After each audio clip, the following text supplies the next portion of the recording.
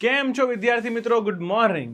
હું અતિરથ ભટ્ટ તમારું આજના ધ કેચી કરંટ અફેરના સેશનમાં હાર્દિક સ્વાગત કરું છું. તો ફટાફટથી આજે આપણે અહીંયા જોડાઈ જઈએ.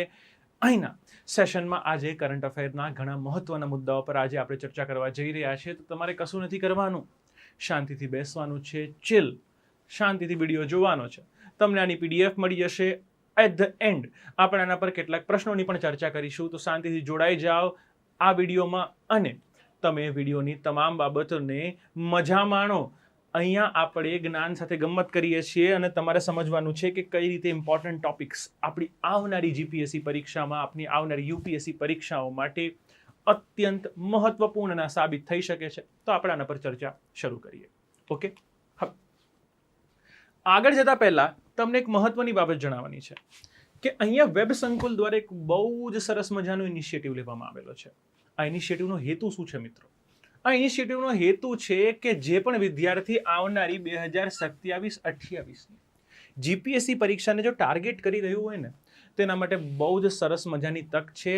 એના માટે વેબ સંકુલ પરિવાર દ્વારા જીપીએસસી બ્રહ્માસ્ત્ર પ્લાનર કોર્સ લોન્ચ કરવામાં આવેલો છે. આ પ્લાનર કોર્સની બાબત તમે સમજો. આ પ્લાનર કોર્સ અહીંયા તમારી પ્રિલિમ્સ અને તમારી મેન્સ બંનેને કમ્બાઈન કરે છે. બંનેને કેવી રીતે કમ્બાઈન કરે છે કે અહીંયા તમને 3000+ કલાકના ક્વોલિટી કન્ટેન્ટ લેક્ચર મળવાના છે. અહીંયા પ્રિલિમ્સ અને મુખ્ય બંને પરીક્ષાની તમારી તૈયારી તમારી એક જ પ્લેટફોર્મ પર એક જ જગ્યાએ થઈ જવાની છે. તમારે અલગ અલગ જગ્યાએ ફાંફા મારવા નહીં પડે. ઘણા બધા વિદ્યાર્થીઓ છે ને, પ્રિલિમ પત્યા પછી અમારી પાસે આવતા હોય છે કે સાહેબ હવે મેન્સની તૈયારી કઈ રીતે કરવું. ઘણા બધા લોકોને ક્લુ જ નથી હોતો કે પ્રિલિમની તૈયારી કઈ રીતે કરવાની, કે પ્રિલિમની તૈયારીનો ના ક્લુ હોય ને મેન્સની તૈયારીનો ક્લુ હોય. તો એવા સમયે અહીંયા સંપૂર્ણપણે તમને માર્ગદર્શન મળી રહેવાનું છે. આની સાથે નવો સિલેબસ, તમને ખબર છે કે જીપીએસસી દ્વારા 240 નંબરની પરીક્ષાથી નવો સિલેબસ આવેલો છે. નવી બાબતો ચેન્જ કરવામાં આવેલી છે, પેપર સ્ટાઇલ ચેન્જ કરવામાં આવેલી છે, પેપર એડ થયા છે, ક્વોલિફાઈંગ પેપર આવેલા છે. તો આની પણ સંપૂર્ણપણે તૈયારી તમને કરાવવામાં આવશે. સાથે મુખ્ય પરીક્ષાના પ્રશ્નો પર વિસ્તૃત સમજૂતી આપવામાં આવશે. તમને અહીંયા લખવામાં આવશે કે ભાઈ કોઈ પણ મેન્સનો ક્વેશ્ચન અટેન્ડ કરવાનો હોય તો કેવી રીતે કરવાનો છે.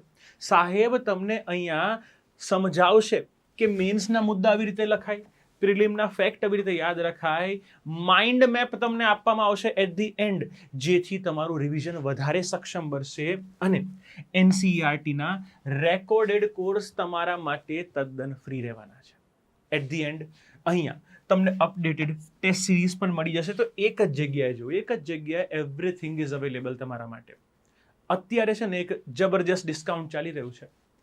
આ 2 વર્ષની વેલિડિટી વાળો કોર્સ મિત્રો, જોજો, 1 વર્ષની વેલિડિટી નહીં, 2 વર્ષની વેલિડિટી. એટલે દબાઈને તમે વિડીયો જુઓ, રિપીટ પર તમને ના ખબર પડે તો વિડીયો જુઓ, પણ તમારી તૈયારીને તમે અદ્યતન બનાવો, તમારી તૈયારીને સચોટ બનાવો. એના માટે અહીંયા 25 મે થી 5 જૂન સુધી ડિસ્કાઉન્ટ છે. આજે 2 મે થઈ ગઈ છે મિત્રો. ઓલરેડી હવે 2, 3, 4, 5 4 જ દિવસ બાકી છે. તો આનો લાભ ઉઠાવવો હોય તો તમારે અહીંયા તમે આ જોર લગાવો, કૂપન કોડનો ઉપયોગ કરશો ને, જોર લગાવો કૂપન કોડનો, તો તમને વિધાઉટ મટીરિયલનો કોર્સ 20,000નો 10,000માં પડશે. અને વિથ મટીરિયલ વાળો કોર્સ 35,000નો તમને 17,500માં પડવાનો છે. આ વસ્તુ તમારા માટે ખૂબ જ લાભદાયી સાબિત થવાની છે. તો જે પણ વિદ્યાર્થીને જોડાવા માંગતા હોય એ વેબ સંકુલમાં અહીંયા એપ્લિકેશન ડાઉનલોડ કરી શકે છે, જેથી મહત્વનો લાભ થાય.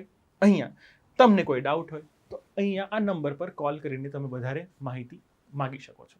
ઓકે, ચલો તો આજના પહેલા ટોપિક તરફ જઈએ.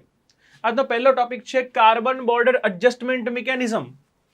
આના વિશે છે ને મેં છૂટક ઘણી બધી વાર વાતો કરી છે મિત્રો કરંટ અફેરમાં, પણ આજે આ ટોપિક સ્પેસિફિકલી ચર્ચામાં આવ્યો છે તો ડિટેલમાં વાત કરીશું. જ્યારે યુરોપિયન યુનિયનના એફટીએની વાતો કરી હતી મેં, બરાબર, યુરોપિયન યુનિયનનો એફટીએ, ફ્રી ટ્રેડ અગ્રીમેન્ટ, જેને આપણે શું કહીએ છીએ, mother of all deal, right.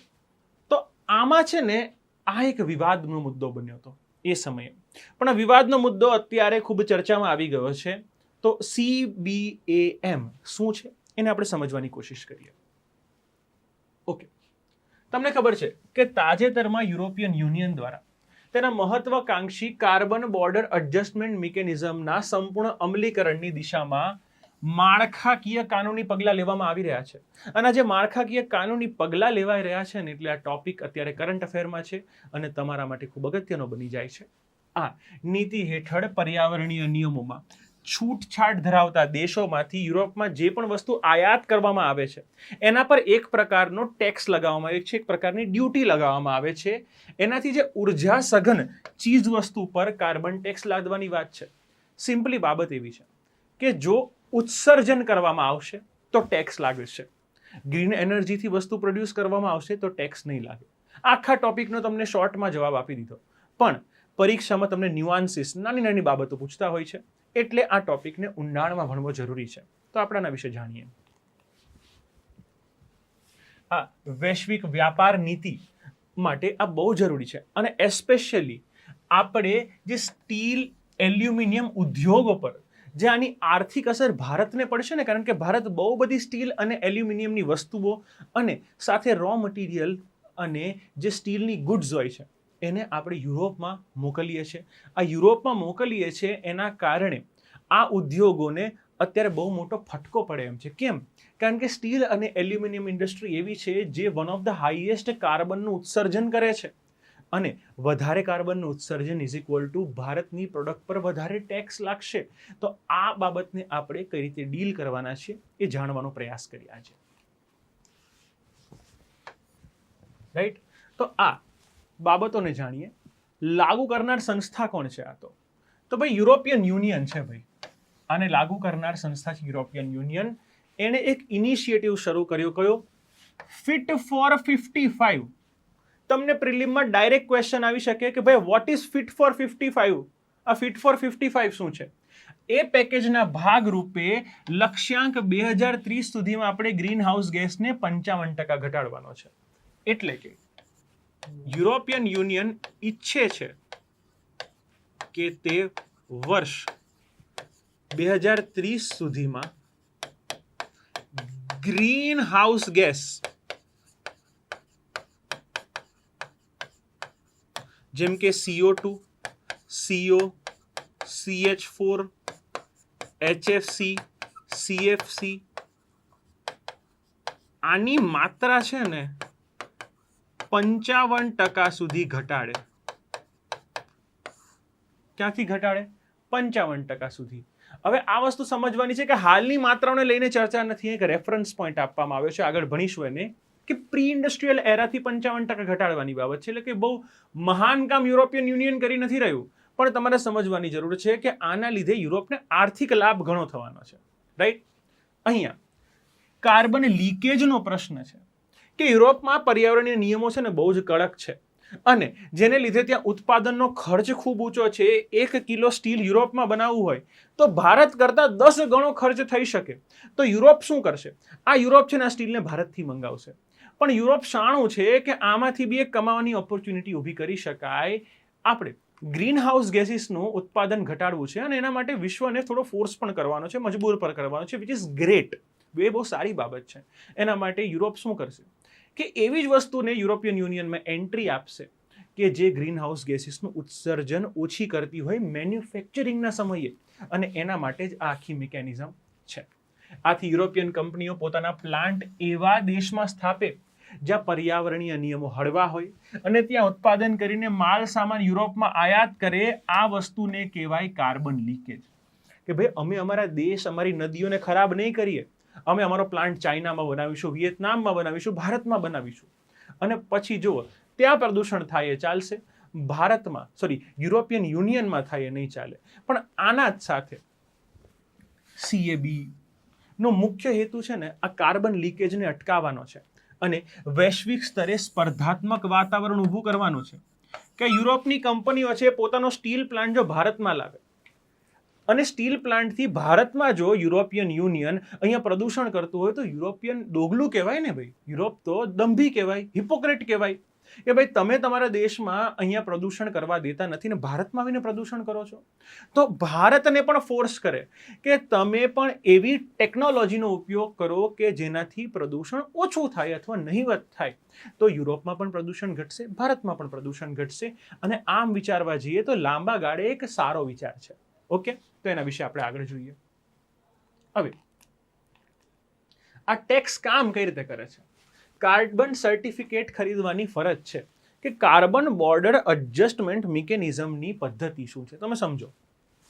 European યુનિયનમાં માલ નિકાસ કરનાર દાખલા તરીકે ભારતની કોઈ પણ સ્ટીલ કંપની એ ઉત્પાદન દરમિયાન ઉત્સર્જિત થયેલા કાર્બનના પ્રમાણના આધારે CBAM સર્ટિફિકેટ ખરીદવા પડે, રાઈટ? એટલે કે માન લો કે ભારતની એક કંપની છે steel authority of India limited, cell છે. આણે છે ને માન લો કે 100 કિલો સ્ટીલનું ઉત્પાદન કર્યું, જેમાં 1 ટન કાર્બન ઉત્સર્જન થયો. કેટલું? 100 કિલો સ્ટીલના ઉત્પાદનમાં 1 ટન કાર્બનનું ઉત્સર્જન થયેલું છે. તો આના ડેટા માટે એક સર્ટિફિકેટ રજૂ કરવું પડે. આ સર્ટિફિકેટ વગર છે ને આ સ્ટીલ યુરોપમાં કોઈ પણ રીતે એન્ટ્રી ના મળે. યુરોપમાં તમારે એક્સપોર્ટ કરવું હોય તો તમે જે પણ ઉત્પાદન કર્યું છે ને એ ઉત્પાદનમાં કેટલો કાર્બન નીકળ્યો છે, ઉત્પાદનની આખી પ્રોસેસ દરમિયાન કેટલો કાર્બન નીકળ્યો છે એનું સર્ટિફિકેટ હોય. આ સર્ટિફિકેટ તમે બોર્ડરમાં જમા કરાવશો ને ત્યારે તમારા માલને ત્યાં એન્ટ્રી મળશે.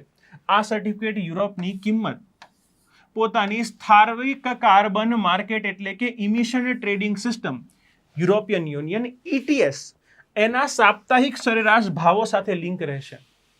તો અહીંયા ફિક્સ્ડ રેટ નહીં હોય. કેવું હશે કે જાન્યુઆરી છે તો અહીંયા વીક 1, વીક 2, વીક 3 અને વીક 4 કે ભાઈ જાન્યુઆરી વીક 1 માં 1 ટન માટે 10 રૂપિયા ભાવ ચાલે છે માન લો. ફેબ્રુઆરીમાં 1 ટન માટે અહીંયા 12 રૂપિયા રેટ ચાલે છે. વીક 3 માં 1 ટન માટે 8 રૂપિયા રેટ ચાલે છે અને વીક 4 માં 15 રૂપિયા. હવે આ રેટ છે ને એ ડિમાન્ડ સપ્લાય પર ડિસાઇડ થતા હોય છે. તમને ખબર છે કે ભાઈ જો એક્સપોર્ટ વધારે હોય, વધારે માલ જતો હોય ને તો ડિમાન્ડ વધારે છે, તો એ સમયે રેટ ઉપર નીચે થઈ શકે. તો વીકલી રેટનું જે એવરેજ બનતું હોય છે ને એ પ્રમાણે પર ટન ચૂકવવાનું હોય છે. પર ટન તમે 8-10 રૂપિયા ઓછા જ કહેવાય. કેમ? સોરી, વધારે જ કહેવાય. કેમ? કારણ કે આપણે હજારો ટન માલ સપ્લાય કરીએ છીએ, બરાબર છે? અહીંયા હજારો ટન, લાખો ટન માલ સપ્લાય થતો હોય છે, તો એના પર ટેક્સનું માળખું બહુ મોટું બનીને આવતું હોય છે. હવે 10 રૂપિયા એક હાઇપોથેટિકલ અમાઉન્ટ છે, આ કોઈ રિયલ અમાઉન્ટ નથી. આ યુરો પર અમાઉન્ટ ચાલતી હોય છે, જે આપણે એ સમય યાદ રાખવાની છે. કોઈ તમને એક્ઝામમાં અમાઉન્ટ નહીં પૂછે. આ એક મિકેનિઝમ સમજવાની બાબત છે. હવે આ એક પ્રકારનો બિન ટેરિફ અવરોધ વિરુદ્ધ પર્યાવરણ નીતિની વાત છે. ટેરિફ એટલે શું? ટેરિફ એટલે દેશમાં અન્ય દેશના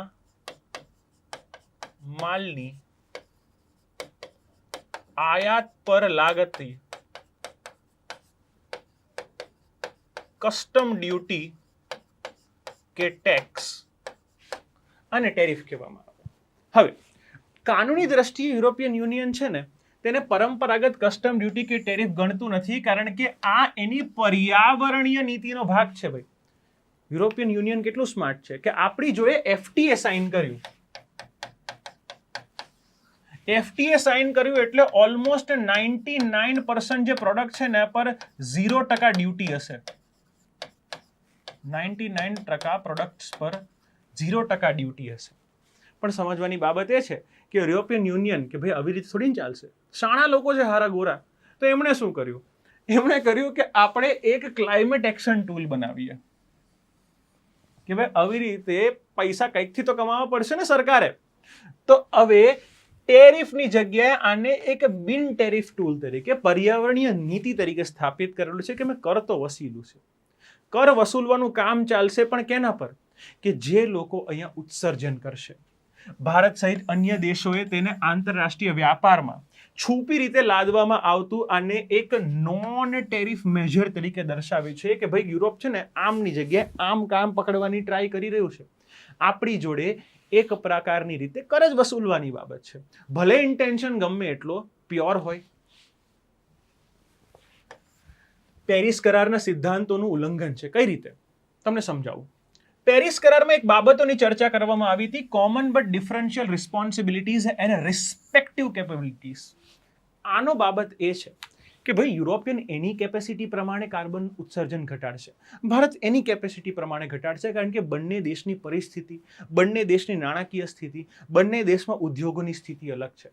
તો કોમન બટ ડિફરન્ટ રિસ્પોન્સિબિલિટી કે ભાઈ જે વિકસિત દેશો છે એને વધારે પ્રયાસ કરવાનો છે વિકાસશીલ દેશો કરતા, અને યુરોપિયન યુનિયન છે ને આ બર્ડન આપણી પર નાખી રહ્યું છે.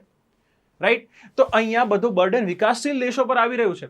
આપણને શોખ નહીં થતો કાર્બન ઉત્સર્જનનો, પણ જો આપણે રોજગાર ક્રિએટ કરવો હોય, જો આપણે ઇકોનોમીને આગળ વધારવી હોય, કાલે ઉઠીને આપણે વિકસિત થવું હોય, તો જે વસ્તુ યુરોપે આજથી 200 વર્ષ પહેલા કરી, કે યુરોપે દબાઈને કાર્બન ઉત્સર્જન કરેલું છે પોતાના ઇન્ડસ્ટ્રીયલ એરામાં, ત્યારે તો કોઈ એને કહેવા નહોતું જતું. ત્યારે તો યુરોપિયન યુનિયનને કોઈ કહેતું નહોતું કે ભાઈ કાર્બન બોર્ડર એડજસ્ટમેન્ટ મિકેનિઝમ કરો તમે. રાઈટ. અને અચાનક હવે ભારત પર આ બધી વસ્તુઓ લાદવામાં આવી રહી છે. રાઈટ. તો એના સિદ્ધાંતનો વિરોધ છે. હવે અહીંયા કયા કયા ક્ષેત્ર સામેલ છે તમારે સમજવાનું છે. CBAM હેઠળ 6 મુખ્ય ક્ષેત્રોનો સમાવેશ કરવામાં આવે છે. 6 કયા કયા? લોખંડ અને સ્ટીલ. આ ઇન્ડસ્ટ્રી માટે CBAM સર્ટિફિકેટ હોવું જરૂરી છે. EU ETS પાસેથી લેવું. સિમેન્ટ ઉદ્યોગ, કારણ કે આમાંથી કયો CO2, CO, CH4 જેવા અનેક વાયુઓનું ઉત્સર્જન થશે. સિમેન્ટમાંથી carbon, black carbon, fly ash જેવા અનેક બાબતોનું ઉત્સર્જન થશે. એલ્યુમિનિયમમાંથી પણ આવી ટાઈપની, જે ઉપર સ્ટીલ માટે કીધું એવું થશે. ખાતરમાંથી પણ કેટલાક અહીંયા કાર્બન, સલ્ફર જેવા ભારે તત્વો નીકળશે જે ગ્રીન હાઉસ ઇફેક્ટ ધરાવે છે. વીજળી તમને ખબર છે કે કોલ કે ગેસ દ્વારા ઉત્પાદિત વીજળી હશે તો ભલે તમે અહીંયા પ્રોડ્યુસ બસ સસ્ટેનેબલ વસ્તુ કરતા હો, પણ જો તમે એ સસ્ટેનેબલ વસ્તુ પ્રોડ્યુસ કરવા માટે વીજળી, કોલસા કે ગેસ આધારિત ઉપયોગ કરશો તો ટેક્સ લાગશે. અને છેલ્લે હાઇડ્રોજન, નોટ ગ્રીન હાઇડ્રોજન, પણ બ્લુ, બરાબર, બ્લુ હાઇડ્રોજન છે તમારો, અને ગ્રે, આના પર ટેક્સ લાગશે. ગ્રે હાઇડ્રોજન અને બ્લુ હાઇડ્રોજન પર ટેક્સ લાગશે, કારણ કે ગ્રીન હાઇડ્રોજન તો અહીંયા એમિશન કરતો નથી. તો આ 6 સેક્ટર તમારે યાદ રાખવાના છે. લોખંડ, સ્ટીલ, સિમેન્ટ, એલ્યુમિનિયમ, ખાતર, વીજળી અને હાઇડ્રોજન. એના પછી કયા કયા સેક્ટરને આ લાગુ નહીં પડે? કૃષિ ઉત્પાદનો. તમને ખબર છે કે ડાંગર છે એ CH4 નું બહુ બધું ઉત્સર્જન કરે છે, એટલે ગ્રીન હાઉસ ગેસ કરે છે. પણ કૃષિ એક સેન્સિટિવ ક્ષેત્ર છે. આ આપણી ફૂડ સિક્યોરિટીને લઈને પ્રશ્ન છે. રાઈટ. બીજું ટેક્સટાઇલ. ટેક્સટાઇલ પણ ઉત્સર્જન કરે છે. રાઈટ.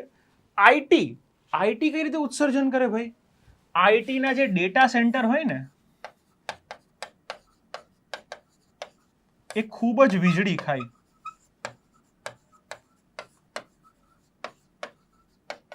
અને આ વીજળી ક્યાંથી આવે? Call power plant. એટલે કે આઈટી સર્વિસીસ પણ ઉત્સર્જન કરે છે મિત્રો. સાથે ફાર્માસ્યુટિકલ જેવા ક્ષેત્ર હાલમાં આની બહાર છે, કારણ કે તેમાં ઉત્પાદન દરમિયાન સીધું કાર્બન ઉત્સર્જન થતું નથી. રાઈટ. પણ આડકતરી રીતે તો એમાં પણ થાય છે. બરાબર. આડકતરી રીતે આ ક્ષેત્રોમાં પણ થાય છે. તમને ખબર છે કે ડાંગરની ખેતી, બરાબર, ઇનડાયરેક્ટલી CH4 ના માત્રા માટે જવાબદાર છે. દરેક ક્ષેત્ર અહીંયા આડકતરી રીતે CO2, CO અથવા CH4 નું ઉત્સર્જન કરતું જ હોય છે. ઓકે. ભારત પર અસર જોઈએ તો ભારતની કુલ સ્ટીલ અને એલ્યુમિનિયમ નિકાસનો 25% થી વધુ હિસ્સો માત્ર યુરોપિયન દેશમાં જાય છે. આના લીધે ઉત્પાદનથી 20 થી 35% જેટલો વધારાનો ટેક્સ લાગશે કે ભાઈ ભારતનું સ્ટીલ અહીંયા 10 રૂપિયે કેજી જતું હશે તો એ ડાયરેક્ટ 12 થી 13.5 રૂપિયે કેજી બની જશે, જે અહીંયા આપણી કોમ્પિટિટિવનેસમાં સ્પર્ધાત્મકતામાં ઘટાડો કરશે. એ ચાઇના અને અન્ય દેશો પાસેથી યુરોપ સ્ટીલ લેવાનું શરૂ કરી દેશે. આની સાથે ભારતનો કાનૂની મોરચો શું છે કે આ વિવાદને આપણે WTOમાં પડકાર કરવાની તૈયારી કરી રહ્યું છે. આ મુક્ત વ્યાપારની નિયમોની વિરુદ્ધ છે અને સાથે સાથે પેરિસ કરારની પણ વિરુદ્ધ છે. તો ભારત આની સામે લીગલ એક્શન કરવાનું વિચારી રહ્યું છે. સ્થાનિક બજારની વાત કરીએ તો આના વળતા વ્યૂહ તરીકે ભારતે એક નવી વસ્તુ શરૂ કરી છે, ઇન્ડિયન કાર્બન માર્કેટ અને કાર્બન ટ્રેડિંગ ક્રેડિટ સ્કીમ. કે ભાઈ આપણે યુરોપમાં આ સર્ટિફિકેટ લઈએ એના કરતાં એક બહુ સરસ મજાની વસ્તુ કરીએ કે ભારતમાં જ આપણે કાર્બન ક્રેડિટ માર્કેટ બનાવીએ. કે માન લો કે એક્સ કંપની છે એ અહીંયા 10 ટનનું ઉત્સર્જન કરે અને વાય કંપની છે એ અહીંયા 0 ટન વાપરે છે ઉત્સર્જન, પણ વાય ટનનો 100% ધંધો 100% સ્થાનિક બજાર છે, એમને યુરોપમાં કોઈ નિકાસ નથી કરવાની. તો શું આ 0 ટનનું સર્ટિફિકેટ જનરેટ કરીને આને આપી દે અને એની બદલામાં આ વાયને ચોક્કસ રૂપિયા પ્રદાન કરે તો આપણો રૂપિયો આપણા દેશમાં જ રહેશે. અહીંયા જે વાય કંપની છે ને કે જે ઉત્સર્જન નથી કરતી અને વધારે નાણાકીય લાભ મળશે. આ 10 ટન ઉત્સર્જન કરનારી એક્સ કંપનીને છે ને યુરોપમાં કાર્બન બોર્ડર એડજસ્ટમેન્ટ મિકેનિઝમ માટે ટેક્સ નહીં આપવો પડે. તો ભારતનો રૂપિયો ભારતમાં રહેશે, કંપનીઓને ઓછું ઉત્સર્જન કરવા માટે પ્રોત્સાહન પણ મળશે. તો ભારતે એના માટે ઇન્ડિયા કાર્બન માર્કેટ અને કાર્બન ક્રેડિટ ટ્રેડિંગ સ્કીમ પણ વિકસાવી છે. રાઈટ. બીજો મુદ્દો ક્વાડ. તમને ખબર છે ક્વાડ શું છે?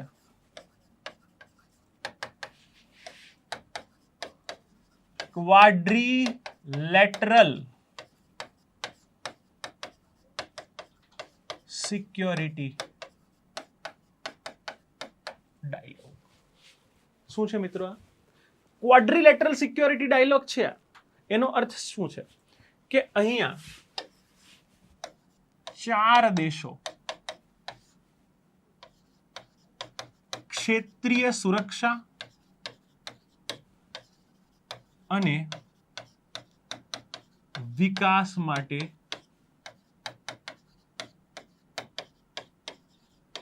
કાર્ય કરે છે. કેટલા દેશો? 4. ક્વોડ્રિલેટરલ નો અર્થ થાય 4. જો યુનિલેટરલ એટલે 1, બાયલેટરલ એટલે 2, ટ્રાયલેટરલ એટલે 3, ક્વોડ્રિલેટરલ એટલે 4 અને મલ્ટીલેટરલ બરાબર એટલે બહુ. બરાબર. આગળનો શબ્દ નંબર દર્શાવે છે, પાછળનો શબ્દ લેટરલ એટલે પક્ષીય. બરાબર, પક્ષોને દર્શાવે છે. અને અત્યારે આ ક્વાડ ચર્ચામાં છે. જોઈએ કેમ ચર્ચામાં છે. તો અહીંયા ક્વાડ સંગઠન ચર્ચામાં છે કારણ કે એના સચિવાલયને લઈને, એની બાબતોને લઈને હાલમાં ચાઇના અને અમેરિકાની જે નિકટતા વધી રહી છે એને લઈને આ બાબત બહુ ચર્ચામાં રહી ગઈ છે. હમણાં ડોનાલ્ડ સાહેબ છે ને મળીને આવ્યા શી જિનપિંગ સાહેબને, અને આ બાબતના લીધે હવે જોઈએ છે કે ભાઈ ક્વાડનું રેલેવન્સ શું છે. ઓકે, તો સમજો ક્વાડનું કોઈ કાયમી સચિવાલય નથી. આ વસ્તુ યાદ રાખવાની. ક્વાડનું છે ને કાયમી સચિવાલય નથી. તમારે એની સાથે એ બી યાદ રાખો કે G7 G20 નું પણ કોઈ કાયમી સચિવાલય નથી. બરાબર, ના G7 નું ના G20 નું પણ કોઈ કાયમી સચિવાલય છે, પરંતુ તે બાઇન્ડિંગ ચાર્ટર ન હોવાને કારણે તેના શિખર સંમેલનમાં આયોજનમાં ઘણીવાર વહીવટ થાય. બાઇન્ડિંગ એટલે શું કે ભાઈ કરવું ફરજિયાત, દરેક દેશ માટે કરવું, એનું પાલન કરવું ફરજિયાત છે. આ ખાલી છે ને એક અગ્રીમેન્ટ છે, એના પર કોઈ બાઇન્ડિંગ નથી. આ બાઇન્ડિંગ ન હોવાને કારણે છે ને 4 દેશો રેગ્યુલર મળતા નથી. અહીંયા ભૌગોલિક સુરક્ષાના માપદંડો પર ભારતની ભૂખંડીય સુરક્ષાની જરૂરિયાતો અને પશ્ચિમી ભાગીદારોની પ્રાથમિકતાઓ વચ્ચે જે તફાવત જોવા મળી રહ્યા છે એણે આખા ક્વાડના માળખાને નબળું પાડી દીધું છે. કેવી રીતે? અમેરિકા એના અલગ ગોલથી ચાલે છે, ભારત એના અલગ ગોલને લઈને ચાલી રહ્યું છે, અને હવે ચાઇનાનું વલણ બદલાઈ રહ્યું છે. એ સમયે અત્યારે ક્વાડની રેલેવન્સ છે ને થોડી ડગમગી રહી છે. લોકોને એવો વિચાર આવે છે કે ભાઈ જો ચાઇના અહીંયા અમેરિકાની નજીક આવી જાય, એ બંનેના હાથ મિલાવી દે, તો ભારતનો ઇન્ટરેસ્ટ અહીંયા ખતમ થઈ જાય અને ભારત આ વસ્તુ થવા નહીં દે. તો એના માટે આના પર ચર્ચા કરવી બહુ જરૂરી છે. ઓકે, ક્વાડના સભ્ય દેશો કયા કયા છે? 4. યાદ રાખો. આ પ્રિલિમ માટે બહુ જ જરૂરી છે કે ભારત, જાપાન, ઓસ્ટ્રેલિયા અને યુનાઇટેડ સ્ટેટ. અહીંયા યુપીએસસી જીપીએસસી ચોખ્ખું લખેલું છે કે તમારી પ્રિલિમ માટે હમણાં જ યુપીએસસી 2026 એમાં યુરોપિયન યુનિયન ના સભ્યો, એના સભ્યો વિશે પૂછવામાં આવ્યો હતો. તો આ ક્વેશ્ચન તમારા માટે ઇમ્પોર્ટન્ટ થઈ જાય છે કે કોઈ બી ઓર્ગેનાઇઝેશનના સભ્યોને તમારે યાદ રાખવા. ઉત્ક્રાંતિની ઇતિહાસની વાત કરીએ તો આ વિચાર સૌપ્રથમ 2004માં હિન્દ મહાસાગરની સુનામી સંકટ 2004માં સુનામી આવી હતી. આ સુનામી હિન્દ મહાસાગરમાં શ્રીલંકા અને આપણો સધન કોસ્ટ છે ને એને બહુ નુકસાન તરાજી કરી હતી. પણ એ બાદ આ સિક્યોરિટીને વધારે એન્શ્યોર કરવા માટે અહીંયા એક ગઠબંધન તરીકે આ વિચાર ઉભરી આવ્યો. અને આમાં એક મહાન નેતાનું કોન્ટ્રીબ્યુશન છે. મહાન નેતા કોણ? સ્વર્ગવાસીય, બરાબર છે, શિન્ઝો આબે. વડાપ્રધાન નરેન્દ્ર મોદીના બહુ જ ખાસ મિત્ર હતા અને જાપાનના બહુ જ સારા એવા નેતા હતા. એમણે અહીંયા એશિયા પેસિફિકની જગ્યાએ નવો શબ્દ આપ્યો હતો. ભારતના વધતા મહત્વને ટાંકવા જે ક્ષેત્રને પહેલા એશિયા પેસિફિક કહેવાતું હતું એનું નવું નામ મળ્યું ઇન્ડો પેસિફિક. રાઈટ? અને આ વસ્તુનું રેલેવન્સ એટલું વધ્યું કે ભાઈ 4 દેશો જોડાયા અને ચાઇનાને કાઉન્ટર કરવા માટે ઓર્ગેનાઇઝેશન બનાવી. અને પછી ઓસ્ટ્રેલિયાની પીછેહટને કારણે છે ને આ બધી વસ્તુ નિષ્ક્રિય થઈ ગઈ. કારણ કે ઓસ્ટ્રેલિયાને ચાઇનાએ ધમકી આપી કે ભાઈ તું ભાઈ માપમાં રે, બાકી તો છે ને અહીંયા તકલીફ થઈ જશે. અને ઓસ્ટ્રેલિયા બી ગયું. એ સમયે ઓસ્ટ્રેલિયા બી ગયું એટલે 4 જે ગાડીના પૈડા હતા એમાંથી એક પૈડું છૂટું પડી ગયું. તમને ખબર છે કે એક પૈડું છૂટું પડી જાય તો વસ્તુ ચાલવી, ગાડી ચાલવી અઘરી થઈ જાય. રાઈટ? અહીંયા વર્ષ 2017માં ક્વાડ 2.0 તરીકે આ સંગઠનનું પુનઃગઠબંધન કરવામાં આવ્યું. સંસ્થાકીય સ્વરૂપ જોઈએ કે ક્વાડ એ કોઈ સૈન્ય સંગઠન નથી. જે રીતે નેટો છે. નેટો શું છે? North Atlantic Treaty Organization. ઉત્તર એટલાન્ટિક દેશો છે યુરોપિયન અને અમેરિકાના, એના વચ્ચેનું એક સંગઠન છે. ના, આ સમાન વિચારતા ધરાવતા દેશોનું એક અનૌપચારિક મંચ છે ભાઈ. નેટો એ વર્લ્ડ વોર પછી બનેલી એક બહુ જ સ્ટ્રોંગ સંસ્થા છે. નેટોનું બંધારણ બહુ જ સ્ટ્રોંગ છે. જો નેટોનો કોઈ સભ્ય હોય તો એ ભાઈચારો બહુ મજબૂત છે કે એક નેટો દેશ પર પ્રહાર એ તમામ નેટો પર પ્રહાર છે ને બધાએ યુદ્ધ લડવું પડે. અહીંયા બાબત શું છે? અહીંયા બાબત એ છે કે અહીંયા કોઈ ફોર્મલ ટ્રીટી સાઇન નથી કરેલી, તો કઈ વાતોના વડા ઘણીવાર થાય છે. આ ચાઇના પર દબાણ કરે છે, પણ કેટલું દબાણ થાય છે એ તો આપણને ખબર જ છે, કારણ કે 2017 પછી આના પર કોઈ ડેવલપમેન્ટ બહુ જોયું નથી. બરાબર? તો અહીંયા વિરોધાભાસ શું છે? વેસ્ટ અને ભારત વચ્ચેનો વિરોધાભાસ શું છે એને સમજવાની કોશિશ કરીએ. અહીંયા દરિયાઈ કેન્દ્રીયતા, મેરીટાઈમ ફોકસની વાત છે. ભાઈ ક્વાડ અન્ય 3 ભાગીદારો અમેરિકા, જાપાન, ઓસ્ટ્રેલિયા ભૌગોલિક રીતે છે ને સમુદ્રથી ઘેરાયેલા છે. અમેરિકાની પણ અહીંયા ઓલમોસ્ટ 3 બાજુ સમુદ્ર છે. ઉપર કેનેડાને વાત કરીએ, પણ અલાસ્કાને ગણીએ તો અહીંયા ઉપરમાં ઉત્તરે આર્કટિક આવી જશે. આ બાજુ પેસિફિક, આ બાજુ એટલાન્ટિક અને નીચે ગલ્ફ ઓફ મેક્સિકો. અમેરિકાની આ સ્થિતિ છે. જાપાન આખું પેસિફિકથી ઘેરાયેલું છે. ઓસ્ટ્રેલિયા આખું પેસિફિકથી ઘેરાયેલું છે મિત્રો. તો એવા સમુદ્રથી ઘેરાયેલા દેશો છે.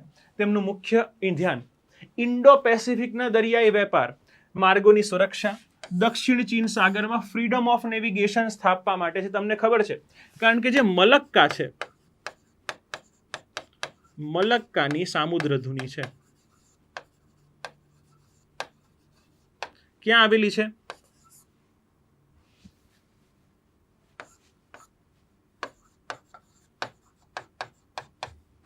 બરાબર છે.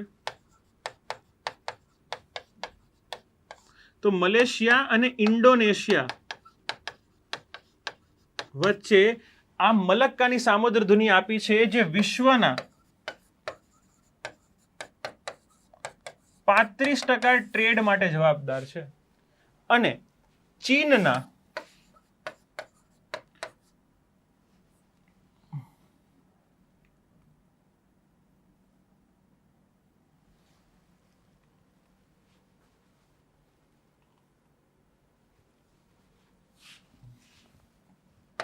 લગભગ 80% ટ્રેડ માટે જવાબદાર છે. ચીનનો મેજોરિટી પેટ્રોલ, ચીનનો ગેસ, બધું માલ સામાન બધું ક્યાં થઈને જાય છે? આ સ્ટ્રેટ ઓફ મલક્કા થઈને સાઉથ ચાઇના સીમાં જાય છે. એના માટે આ ટોપિક બહુ મહત્વનો થઈ જાય છે, રાઈટ? હવે આપણે 3 દેશની સ્થિતિ જોઈ, પણ ભારતની સ્થિતિ પણ જોઈ લઈએ. ભારત માટે વાસ્તવિક અને તાત્કાલિક સુરક્ષા પડકારો માત્ર સમુદ્ર નથી પણ સરહદના પણ છે. આ ચારે ચાર. અમેરિકાને કોઈ કેનેડાથી ખતરો નથી ભાઈ. ઓસ્ટ્રેલિયાને એની આજુબાજુ આવેલા નાના દેશોથી ખતરો નથી. જાપાનને આ બાજુ ચાઇના કે રશિયાથી એટલો બધો ખતરો નથી, પણ અહીંયા ભારતને છે. ભારતને ચાઇનાથી ખતરો છે, ભારતને આ બાજુ બાંગ્લાદેશથી તકલીફ છે, ભારતને આ બાજુ પાકિસ્તાનથી તકલીફ છે. તો અહીંયા જે રિજનલ અને ઇન્ટરનેશનલ મુદ્દાઓ છે ને વચ્ચે, એના વચ્ચે થોડી મિસમેચ જોવા મળે છે. અહીંયા તમે જુઓ કે ભારતમાં જે LAC નો કિસ્સો છે, લાઇન ઓફ એક્ચ્યુઅલ કંટ્રોલ, જેની સાથે ચીન અને લાઇન ઓફ કંટ્રોલ પર પાકિસ્તાન સાથે આપણે સીધા સશસ્ત્ર તણાવો જોઈ રહ્યા છે. આ જમીની સુરક્ષાના સંકટમાં ક્વાડના બાકીના સભ્યો ભારતને કોઈ સીધી રીતે મદદ કરી શકતા નથી. અહીંયા મેરીટાઈમ સિક્યોરિટીની બાબત હોય તો લોકો ઇન્વોલ્વ થશે, પણ અહીંયા માત્ર જમીની સુરક્ષાની બાબત છે તો અહીંયા કોઈ ભારતને મદદ કરવા માટે કાનૂન રીતે બંધાયેલું નથી. તો આ વસ્તુ પ્રશ્ન ઊભી કરે છે કે જો કાલે ઉઠીને ચીન કોઈ એવું પગલું લે, રાઈટ, અને એ લેન્ડ બોર્ડર પર લેવામાં આવે તો કોઈ આપણી બાજુમાં આવીને ઊભું રહેશે? જવાબ છે ના. ઓકે. આની સાથે આસિયાનની કેન્દ્રિયતા કઈ રીતે? ભાઈ, ક્વાડ તેના સત્તાવાર દસ્તાવેજોમાં હંમેશા આસિયાન સેન્ટ્રાલિટીનો સ્વીકાર કરે છે, કારણ કે ઇન્ડો પેસિફિકની વચ્ચેનો રીજન કયો? અહીં હિન્દ મહાસાગર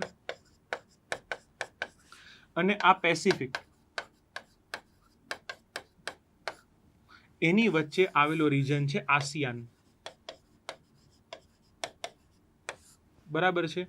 આ આસિયાન રીજન એટલે કે કયું?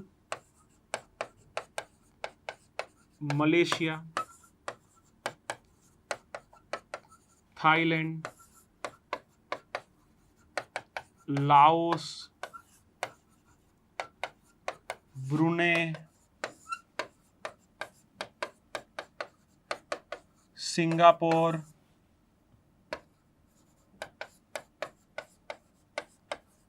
ફિલિપિન્સ, આના જેવા અનેક દેશો, રાઈટ?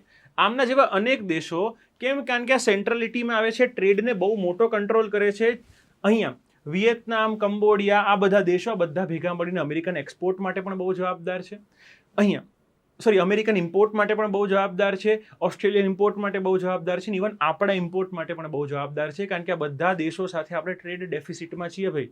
તો અહીંયા આમનું રીજન પણ છે, આમની સેન્ટ્રલિટી બહુ મહત્વની છે કે અહીંયા ઇન્ડો પેસિફિકની સુરક્ષા માળખામાં કેન્દ્રમાં રહેશે અને ક્વાડ તેમની સ્વાયત્તાને નુકસાન પહોંચાડી શકશે નહીં. તો અહીંયા અમેરિકા, ઓસ્ટ્રેલિયા આ દેશોને હર્ટ કરવા નથી માંગતું, કારણ કે બહુ સારા એવા ટ્રેડ રિલેશન છે. નીધર આપણે. તો અહીંયા ચાઇનાને કેવી રીતે કાઉન્ટર કરવું વિધાઉટ અફેક્ટિંગ ધીસ રીજન? કારણ કે જો ચાઇનાને હેરાન કરવા જઈએ તો કેટલાક હદે આ લોકોને પણ હેરાનગતિનો સામનો કરવો પડે. તો અહીંયા આસિયાનની સેન્ટ્રાલિટી, બરાબર છે. Association four south East Asian nation, આ પણ બહુ મહત્વનો મુદ્દો બની જાય છે. આની સાથે Indo Pacific maritime domain awareness, Quad દ્વારા હિન્દ મહાસાગર અને પેસિફિક ક્ષેત્રમાં ગેરકાયદેસર માછીમારી અને શંકાસ્પદ જહાજો જે ચાઇના મોકલે છે એને રોકવા માટે IPMDNA, બરાબર છે, Indo Pacific maritime domain awareness પહેલ શરૂ કરવામાં આવી છે, જેને અંતર્ગત સેટેલાઇટ ડેટા અને ટેકનોલોજીનું આદાન પ્રદાન આ 4 દેશો વચ્ચે કરવામાં આવશે, જેથી ચીનની ખોટી એક્ટિવિટીઝને રોકી શકાશે. ઓપરેશનલ મિકેનિઝમ શું છે? તો તમારે યાદ રાખવાનું છે માલાબાર એક્સરસાઇઝ, રાઈટ? તો અહીંયા આપણે માલાબાર નૌકા કવાયત છે, રાઈટ? આ 1992માં ભારત અને અમેરિકા વચ્ચે શરૂ થઈ હતી. આ કવાયત 2015માં આપણે જાપાન અને 2020માં ઓસ્ટ્રેલિયાને પણ જોડ્યા, એટલે માલાબાર છે ને ક્વાડની કવાયત બની ગઈ છે. આ ક્વાડ દેશો ભેગા મળીને કવાયત કરે છે. એનો મુખ્ય હેતુ છે કે ભાઈ ચાઇનાના ડોમિનન્સ પર આપણે વિજય મેળવો. હાલમાં માલાબાર એ ક્વાડના ચારેય સભ્યોનું સંયુક્ત નૌકા કવાયતનું એક અનૌપચારિક લશ્કરી જૂથ બની ગયું છે, રાઈટ? તો આ એક પોઝિટિવ બાબત છે. આની સાથે information fusion centre Indian ocean region, અહીંયા ગુડગાંવ ખાતે એક એવી સંસ્થાનું નિર્માણ કરવામાં આવ્યું છે જે દરિયાઈ સુરક્ષા અને જહાજોના ટ્રેકિંગ માટે કામ કરે છે, જેથી આપણી જે ટ્રેડ સિક્યોરિટી છે અને આપણી જે નેવલ સિક્યોરિટી છે, ઇન્ડિયન ઓશનની સિક્યોરિટી છે, એને આપણે વધારે મજબૂત બનાવી શકીએ. તો આ પણ એક પોઝિટિવ પોઈન્ટ અહીંયા સાબિત થશે, રાઈટ? બિન સૈન્ય સહયોગની વાત કરીએ તો અહીંયા ક્વાડ વેક્સિન પાર્ટનરશિપ, હમણાં જ કોવિડ-19 વખતે ને હાલમાં પણ આ દેશોમાં રસી પૂરી પાડવા અમેરિકા દ્વારા ફંડિંગ અને જાપાન ઓસ્ટ્રેલિયા દ્વારા લોજિસ્ટિક અને ભારત દ્વારા ઉત્પાદન, આ બહુ મહત્વની બાબત કરવામાં આવી છે, જેથી આપણે કોવિડ જેવી અન્ય કોઈ સિક્યોરિટીને લઈને મહામારી આવી જાય તો એને આપણે રોકી શકીએ. કેમ? કારણ કે અમેરિકા પાસે ફંડિંગ અવિરત છે, જાપાન અને ઓસ્ટ્રેલિયા પાસે લોજિસ્ટિકની સારી બાબતો છે, ને ભારત અહીંયા વિશ્વની 60% રસીનું ઉત્પાદન કરે છે. તો આ બાબત આપણા માટે પણ અત્યંત મહત્વની બની જાય છે. અને સાથે સાથે ક્રિટિકલ અને ઇમેજિંગ ટેકનોલોજી, આ બધા દેશો 5G technology, semiconductor supply chain તથા AI ને લઈને પણ સારું એવું અહીંયા કોમનાલિટીઝ ધરાવે છે. આને જ વધારવા આપણે ટેક્સ સિલિકા જેવા જૂથમાં USA સાથે જોડાયા છે, રાઈટ? તો આખી બાબતનો હેતુ એ જ છે કે ભાઈ ક્વાડ છે ને એ અત્યારે સુષુપ્ત અવસ્થામાં છે, એને જાગૃત કરવાની જરૂર છે. સાથે સાથે ક્વાડને અહીંયા એકલી મેરીટાઈમ સિક્યોરિટીથી વધારીને ઇન્ડિયન ઇન્ટરેસ્ટમાં એની બોર્ડર સિક્યોરિટી પર લઈ જવું પણ બહુ જરૂરી છે. અને બિયોન્ડ સિક્યોરિટીથી જઈને અહીંયા લેટેસ્ટ ટેકનોલોજી, ઇમર્જિંગ ટેકનોલોજી છે, એમાં ચારે દેશો જોડાય. આ વસ્તુ કરવામાં આવે તો જ આપણે સારી રીતે ચાઇનાને કાઉન્ટર કરી શકીએ, બરાબર છે? એના પછીનો મહત્વનો મુદ્દો છે રશિયા યુક્રેન શાંતિ પરિષદ અને ભારતનું રાજદ્વારી વલણ, બરાબર? તમને ખબર છે કે રશિયા યુક્રેન વચ્ચેના વિવાદો ચાલી રહ્યા છે, ને આપણે છે ને અહીંયા ન્યુટ્રલ રાખીએ છીએ. આપણે છે ને બહુ યુક્રેનની સાઈડ નથી લેતા, બહુ રશિયાની સાઈડ નથી લેતા. કેમ? કારણ કે યુક્રેન સપોર્ટેડ બાય USA છે. યુક્રેનને કંઈક બોલીશું તો US આપણું ખરાબ માની લેશે. રશિયા આપણો મિત્ર છે, રશિયા પાસેથી આપણને ઓઇલ મળે છે, રાઈટ? તો ભાઈ તેલ મોંઘું થઈ જશે તો આપણો અહીંયા ડિપ્લોમેટિક અપ્રોચ શું છે એ જાણવું બહુ મહત્વનો છે. તાજેતરમાં યોજાયેલી સ્વિટ્ઝરલેન્ડમાં રશિયા યુક્રેન શાંતિ પરિષદ હતી, જેને ગ્લોબલ પીસ સમિટ કહેવામાં આવે છે. એમાં ભારતનું વલણ હતું ને એ ખૂબ ચર્ચામાં રહ્યું હતું. કઈ રીતે? કે આ શાંતિ પરિષદમાં રશિયાની ગેરહાજરી અને પશ્ચિમી દેશો દ્વારા એક જોઈન્ટ શું કરવામાં આવ્યું? કોમ્યુનિકે, આ એક ફ્રેન્ચ શબ્દ છે, એક ઘોષણા પત્ર પર હસ્તાક્ષર કરવા માટે ખૂબ દબાણ કરવામાં આવ્યું, જેમાં ભારતે તે દસ્તાવેજ પર સત્તાવાર સહી કરવાનો ઇનકાર કર્યો હતો, રાઈટ? ભારતનું રિફ્યુઝલ હતું કે ભાઈ અમે આવા કોઈ ઘોષણા પત્ર પર અહીંયા હસ્તાક્ષર નહીં કરીએ. ભાઈ કેમ નહીં કરીએ એ જ વસ્તુ આપણે જાણવી જરૂરી છે. ઓકે, તમે જુઓ, બંધારણીય અને વિદેશ નીતિના મૂળ સિદ્ધાંતો આપણે સમજવાના છે. તો બંધારણીય અનુચ્છેદ 51, બંધારણનો શું છે? અનુચ્છેદ 51 છે. એમાં ભારતના બંધારણના ભાગ 4માં આપેલા રાજ્યનીતિના માર્ગદર્શક સિદ્ધાંતો કહે છે કે ભાઈ આપણે આંતરરાષ્ટ્રીય શાંતિ અને સુરક્ષા માટે કામ કરવાનું છે. કેના માટે કામ કરવાનું છે? આંતરરાષ્ટ્રીય શાંતિ અને સુરક્ષા માટે કામ કરવાનું છે. અને આ કામ કરવા માટે આપણે શું કરીશું કે દરેક સાથે સૌહાર્દભર્યું રિલેશન રાખીશું. એટલે તો આપણે એક જમાનામાં એને એમના ભાગ બન્યા. શું? Non alignment movement. બરાબર છે. આપણે નોન અલાઇનમેન્ટ મુવમેન્ટના ભાગ બન્યા અને નોન અલાઇનમેન્ટ મુવમેન્ટ છે ને એ આપણા માટે બહુ મહત્વની સાબિત થઈ હતી. પણ હવે અપ્રોચ બદલાઈ રહ્યા છે. અપ્રોચ બદલાઈ રહ્યા છે. ભારતે છે ને ભારત પર દબાણ કરવામાં આવી રહ્યું છે કે ભારત કોઈની સાઈડ લે. અહીંયા ભારતના રાષ્ટ્રો વચ્ચે ન્યાયી અને સન્માનજનક સંબંધો અને જળવાશે અને આંતરરાષ્ટ્રીય વિવાદમાં આપણે લવાદ બરાબર આર્બિટ્રેશન દ્વારા વાટાઘાટો દ્વારા શાંતિનો નિકાલ લાવવાનો પ્રયત્ન કરશે. એની બાબતો પર અહીંયા ચર્ચા ચાલી રહી છે. તેને જોઈએ. આપણી બિનજોડાણવાદી નીતિ છે. બીજા વિશ્વ યુદ્ધ પછી આપણે ચોખ્ખું કહી દીધું કે ના તો અમે અમેરિકાની સાઈડ ચોખ્ખી લઈશું, ના તો અમે રશિયાની સાઈડ ચોખ્ખી લઈશું. અમે નવા આઝાદ થયા છે ભાઈ, અમને મજબૂર ના કરો સાઈડ લેવા માટે. આ આધુનિક સમયમાં બહુ જોડાણ બરાબર છે મલ્ટી અલાઇનમેન્ટમાં પરિવર્તિત થઈ શકે છે, જે આપણા માટે બહુ મહત્વનું છે. આનો અર્થ છે કે ભારતમાં કોઈ એક સૈન્ય બ્લોક પશ્ચિમી દેશો કે રશિયાની ધરી નો આપણે સામનો આપણે અત્યારે શું નથી કરતા, ડાયરેક્ટલી કન્ફ્રન્ટ નથી કરતા. આપણે આપણું કામ અલગથી શાંતિથી કરીએ છીએ ને આ એક સમય માટે છે ને બરાબર વાત હતી. પણ હાલની સ્થિતિ તમારે સમજવાની છે.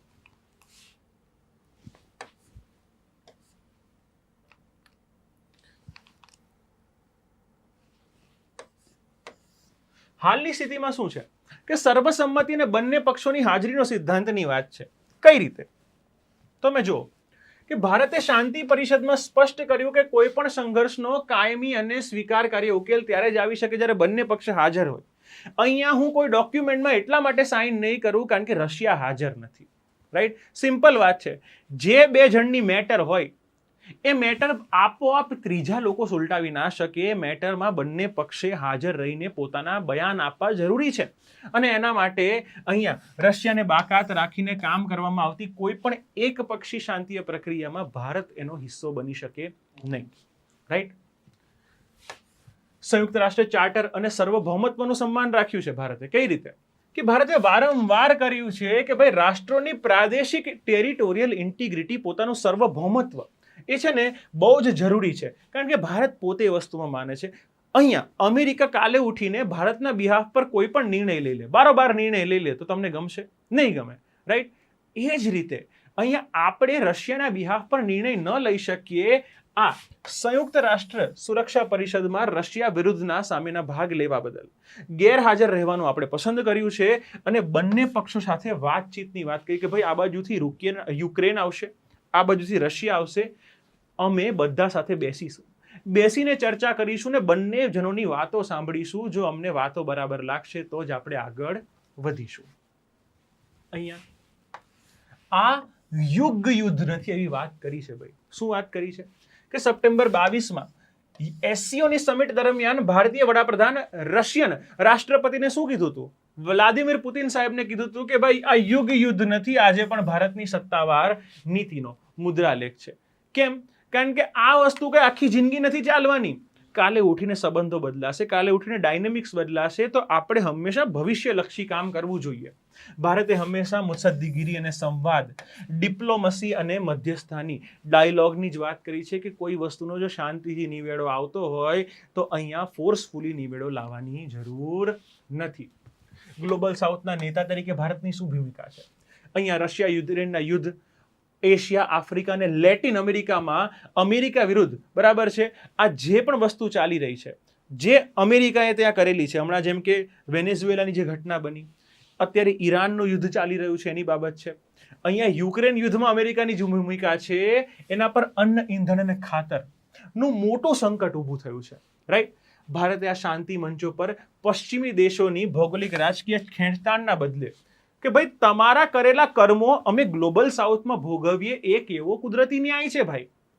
અમેરિકા ઈરાન સાથે ઝઘડે, એમાં ભારતમાં પેટ્રોલના ભાવ વધી જાય, એમાં ભારતનો શું વાંક? આ વસ્તુને સમજવી બહુ જરૂરી છે. અને એ વાતને પણ છે ને આપણે વૈશ્વિક મંચ પર ઉપાડી છે. અહીંયા પદ્ધતિસરની સરહદો અને ભારતનો આર્થિક વિરુદ્ધ વ્યૂહાત્મક હિતોનો સંતુલનની વાત છે કે ભાઈ આપણે અહીંયા વેસ્ટ સાથે અને પોતાના ઇન્ટરનલ રિલેશન છે, આપણા પોતાના દેશના અને આપણી પોતાની જે આજુબાજુનો સિક્યોરિટી કન્સર્ન છે એના વચ્ચે કેવી રીતે બેલેન્સ બનાવીશું. તો પહેલા તો ભારત બહારની બાબતમાં રશિયા સાથેના હિતોને જોશે કે ભાઈ રશિયા ભારતનું લાંબા ગાળાનો ભાગીદાર છે કે ભાઈ જ્યારે કોઈએ મદદ નહોતી કરી ત્યારે બાંગ્લાદેશ વખતે યુદ્ધમાં રશિયા આપણી સાથે આવીને ઊભું રહ્યું હતું. આ ઉપરાંત પશ્ચિમી પ્રતિબંધો હોવા છતાં ભારતે પોતાના આર્થિક હિતો, ઉર્જા સુરક્ષા માટે રશિયા પાસેથી સસ્તા દરે ક્રૂડ ઓઇલ લીધું છે. એટલે જ્યારે તકલીફની સ્થિતિ હતી ત્યારે ભારતે આપણને સસ્તું ક્રૂડ પણ રશિયા પાસેથી લેવામાં શાંતિથી આપણને ભાગીદારી મળી છે. તો આ બાબત છે ને એને આપણે જતી ના કરી શકીએ. આપણે રશિયાને બેક સીટ પર ના લાવી શકીએ. આટલા ટાઈમ સુધી જો રશિયા આપણી હેલ્પ કરતું હોય તો આપણે રશિયા સાથે ઊભું રહેવું પડે. પણ બીજી બાજુ પશ્ચિમી દેશોના હિતો છે. પશ્ચિમી દેશો કહે છે કે ભાઈ ચીનના વિસ્તારવાદને રોકવા Bharat, USA, France, European union અને ક્વાડ અને લશ્કરી ટેકનોલોજીના ક્ષેત્રે ગાઢ સંબંધો ધરાવે છે. એવા સમયે આપણે વાત કરીએ કે ભાઈ અહીંયા આપણે એક બાજુ રશિયા અને એક બાજુ જે વેસ્ટર્ન અમેરિકન કન્ટ્રીઝ છે, જે પ્રો અમેરિકન છે ને પ્રો રશિયન કન્ટ્રી છે, એના વચ્ચે બેલેન્સ કેવી રીતે બનાવશું ને પોતાના મેટરને કેવી રીતે સોલ્વ કરીશું. તો અહીંયા આંતરરાષ્ટ્રીય કાયદો અને મધ્યસ્થતાની ક્ષમતા જોઈએ આપણે કે ભાઈ આનો મધ્યમ માર્ગ કેવી રીતે નીકળે. ભારતના આ તટસ્થ અને સંતુલન વલણને કારણે આંતરરાષ્ટ્રીય સમુદાયમાં ભારતને એક વિશ્વસનીય ક્રેડિબલ મધ્યસ્થ માનવામાં આવે છે કે ભારત છે ને અનનેસેસરી કોઈ બીજાના લફડામાં પડતું નથી, જે ભવિષ્યમાં રશિયા અને પશ્ચિમી દેશ વચ્ચે કડી બનશે અને આપણને શું કરશે, શાંતિ સ્થાપવામાં મદદ કરશે. આ ભારત આંતરરાષ્ટ્રીય કાયદાના પાલન સાથે ન્યાયી વૈશ્વિકીકરણને શું કરે છે, વધારે પ્રાધાન્યતા આપે છે. તો ભારત છે ને આગળ જઈને ગ્લોબલ સુપર પાવર સાથે એક સારા એવા બિગ બ્રધર તરીકે પણ આવવાનું છે કે ભાઈ જ્યારે બહુ મોટા દેશો ના સમજીની વાતો કરે ત્યારે ભારત જેવો વિકાસશીલ દેશ જ્યારે સમજદારીની વાત કરે, આ ભારતની એક સ્ટ્રેટેજિક છે ને લોકેશન પ્રોવાઈડ કરે છે, સ્ટ્રેટેજિક અહીંયા પોઝિશન પ્રોવાઈડ કરે છે. કેવી રીતે? કારણ કે આ વસ્તુ ભારતની વિશ્વસનીયતાને વધારે છે કે જ્યારે અમેરિકા, લોકોને ખબર છે કે અમેરિકા પોતાની વાતથી ફરી જશે, ચાઇના પોતાની વાતથી ફરી જશે, પણ ભારત પોતાની વાતથી નહીં ફરે. તો લોકોનો જેટલો ટ્રસ્ટ ભારત પર ડેવલપ થશે ને એટલી બાબત આપણા માટે સારી છે. ઓકે, એના પછીનો મુદ્દો છે આઈટી સુધારા નિયમો 2026. બરાબર, હાલમાં આઈટી સુધારા નિયમો ખૂબ જ ચર્ચામાં છે, તો એના વિશે ચર્ચા કરી લઈએ. મિનિસ્ટ્રી ઓફ ઇન્ફોર્મેશન ટેકનોલોજીએ છે ને હમણાં 10 ફેબ્રુઆરી 2026ના રોજ અહીંયા ગેજેટ નોટિફિકેશન દ્વારા કીધું કે ભાઈ જે ઇન્ફોર્મેશન ટેકનોલોજી જે સુધારા અધિનિયમો આજથી થોડા વર્ષો પહેલા લાગુ કરવામાં આવ્યા હતા 2021ના સમયમાં, એમાં ફરીથી 2026માં સુધારો કરવામાં આવેલો છે, જે 20 ફેબ્રુઆરી 2026થી દેશભરમાં સત્તાવાર લાગુ થઈ જશે. રાઈટ, આ 2021ના નિયમોનું સ્થાન લેશે અને આના વિશે અત્યારે નોટિફિકેશન બહાર પાડવામાં આવી છે. તો જોઈએ કઈ કઈ બાબત છે. અહીંયા તમને ખબર છે કે 2021 સમયે એઆઈ કોઈ પ્રચલિત નહોતું. કોરોનાના ટાઈમમાં કોઈ ચેટ જીપીટી કશું વાપરતું નહોતું, કશી વસ્તુ અસ્તિત્વ જ નહોતી ધરાવતી આપણા માટે. હવે આ નવી એઆઈની બાબતો આવી છે એટલે આઈટી નિયમોમાં સુધારાની બહુ જરૂર છે. તો સરકારે અહીંયા ડીપ ફેક વિડીયો છે, નકલી ઓડિયો છે, ડિજિટલ અરેસ્ટના મુદ્દા છે, મહિલા ઉત્પીડનના મુદ્દા છે, રાઈટ, કે ખોટા મોર્ફ ફોટો ને મોર્ફ વિડીયો બનાવીને ફેક ન્યૂઝ વાયરલ કરવામાં આવે છે. આજે જ જોતો હતો કે કોઈએ એવું કહી દીધું કે જોની લીવર ભાઈ છે ને, જે બહુ આપણા ફેમસ એક્ટર છે, એમનું મૃત્યુ થઈ ગયું છે. હું તમે કીધું રિયલીમાં? અને પછી ઇન્ટરનેટ પર સર્ચ કર્યું તો આ ફેક ન્યૂઝ નીકળી. એક ફેક એઆઈ જનરેટેડ ફોટો બનાવીને સર્ક્યુલેટ કરવામાં આવતો હતો. તો આ બાબત છે ને બહુ જરૂરી બની ગઈ છે, આને ડીલ કરવું છે ને બહુ જરૂરી બની ગયું છે અને એના માટે નવા નિયમો લાવવામાં આવેલા છે. તો આ નિયમો કેવા છે એને જોઈએ. આ તમામ વસ્તુ કયા અધિનિયમ હેઠળ કામ કરે છે તો તમારે સમજવાનું. જો આઈટી એક્ટ 2000 છે, આ મૂળ કાયદો છે. આ મૂળ કાયદામાં છે ને સરકારે નિયમો બનાવ્યા, જેમાંનો એક હતો આઈટી રૂલ્સ 2021 ને હાલમાં છે આઈટી રૂલ્સ 2026. તો મૂળ કાયદો તો આઈટી એક્ટ 2000 જ છે, તમારે એ વસ્તુ યાદ રાખવાની. અહીંયા નવા ગુનાહિત કાયદા અને સમન્વયની બાબત છે. આઈટી નિયમ 2026 કડક જોગવાઈ કરે છે, એને બીએનએસ સાથે અલાઇન પણ કરે છે કે ભાઈ હવે તમે જે પેલા કાયદાકીય છટકબારીઓ હતી, જે સોશિયલ મીડિયા કંપનીઓ છટકી જતી હતી, ત્યાં લોકો છટકી જતા હતા, હવે છટકબારી નહીં મળે, કડક કાર્યવાહી કરવામાં આવશે, જેથી ઇન્ટરનેટને યોગ્ય રીતે રેગ્યુલેટ કરવામાં આવે. એના માટે તમારે સમજવાનો છે પહેલા તો સેફ હાર્બરનો સિદ્ધાંત. સેફ હાર્બર શું છે મિત્રો? સેફ હાર્બર એને કહેવાય કે સરકાર, વ્યક્તિ અને સોશિયલ મીડિયા કંપનીનું એક ટ્રાયંગલ બને છે. એક પક્ષમાં સરકાર છે, એક પક્ષમાં સોશિયલ મીડિયા કંપની છે, ને એક પક્ષમાં તમે છો. કાલે ઉઠીને એક વ્યક્તિ જો સોશિયલ મીડિયા પર કશું વસ્તુ અપલોડ કરે છે ને, તે વ્યક્તિની જવાબદારી છે, એવું પહેલા માનવામાં આવતું હતું કે માન લો કે એક વ્યક્તિ અભદ્ર ફોટો અપલોડ કર્યો કોઈ અન્ય વ્યક્તિનો, તો સરકાર છે ને સોશિયલ મીડિયાને અહીંયા ગુનાહિત ઠેરાવતું નહોતું, કારણ કે સરકાર એવું માનતી હતી કે ભાઈ સોશિયલ મીડિયા પ્લેટફોર્મ એક ઇન્ડિપેન્ડન્ટ વસ્તુ છે જ્યાં લોકો જે ફાવે અપલોડ કરી શકે. પણ અહીંયા એ વ્યક્તિએ અપલોડ કર્યો છે તો એ વ્યક્તિનો વાંક છે, એને પકડવામાં આવશે. પણ સરકારે અહીંયા છે ને સેફ હાર્બરનો સિદ્ધાંત ખેંચી લીધો. એણે એવું કીધું કે અહીંયા સોશિયલ મીડિયાની ગાઈડલાઈન છે, મેં ઓલરેડી કહી દીધું છે કે આ ટાઈપની વસ્તુ અપલોડ થવી જોઈએ નહીં.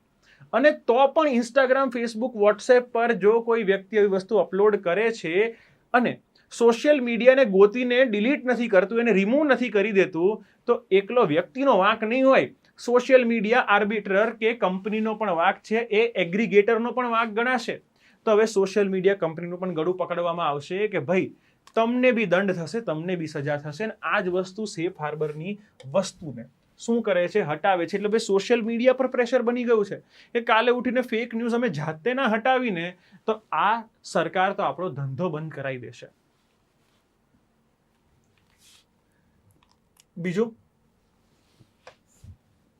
અહીંયા સરકારે સિન્થેટિક જનરેટેડ ઇન્ફોર્મેશનની કાનૂની વ્યાખ્યા આપી છે. ભારતમાં પ્રથમ વખત કાયદાકીય રીતે SGI ને વ્યાખ્યાયિત કરવામાં આવ્યું છે. તો તમને પરીક્ષામાં પૂછી શકાય કે ભાઈ SGI શું છે? તો કમ્પ્યુટર સંસાધનો કે AI અલ્ગોરિધમ દ્વારા બનાવવામાં આવેલા કોઈ પણ મોડિફાઈડ કરેલો ઓડિયો, વિઝ્યુઅલ કે ઓડિયો વિઝ્યુઅલ કન્ટેન્ટ, એટલે કે ઇન્ડિપેન્ડન્ટ ઓડિયો હોય કે ભાઈ માત્ર ફોટો હોય કે માત્ર બંનેનું કોમ્બિનેશનથી એક વિડીયો બનાવવામાં આવેલો હોય, જે વાસ્તવિક વ્યક્તિ કે ઘટના જેવા જ દેખાતા હોય, એને શું કહેવામાં આવે? SGI કહેવામાં આવે. એટલે તમે ઇન્ટરનેટ પર જુઓ છો ને કે લોકો AI જનરેટેડ પેલા એજ્યુકેશનલ વિડીયો બનાવે છે કે મૌર્ય સામ્રાજ્યમાં અચાનક છે ને ચંદ્રગુપ્ત મૌર્ય આવી જાય અને આખું સામ્રાજ્ય સમજાવવા બેસી જાય. આવા AI જનરેટેડ ઓડિયો વિઝ્યુઅલ્સને શું કહેવાય? સિન્થેટિકલી જનરેટેડ ઇન્ફોર્મેશન. આ સિન્થેટિકલી જનરેટેડ ઇન્ફોર્મેશનને રેગ્યુલેટ કરવામાં આવશે. અહીંયા કઈ વસ્તુ આમાંથી અપવાદ છે? તમે જે એડિટ કરો છો ને ફોટો, વિડીયો, એને આમાં નહીં ગણવામાં આવે. તમે કલર કરેક્શન કરશો, કેમેરા ફિલ્ટર લગાવો, એક્સેસિબિલિટી ફીચર જેવા કે રૂટીન એડિટિંગ અથવા અન્ય એવી બાબતો, તો એને આ દાયરામાંથી બાદ રાખવામાં આવેલી છે. રાઈટ? તો તમે નોર્મલ તમે જેમાં પ્રેઝન્ટ હો ફિઝિકલી એવી કોઈ રીલ બનાવતા હોય તો એ સિન્થેટિક નહીં કહેવામાં આવે. ભલે એમ એડિટિંગનો ઉપયોગ કરવામાં આવેલો હોય તો અપવાદને પણ તમારે ધ્યાન રાખવાનું છે. સૌથી આખા જે નવા રૂલ છે ને એનો સૌથી શોકિંગ પાર્ટ છે આ 3 કલાકનો નિયમ.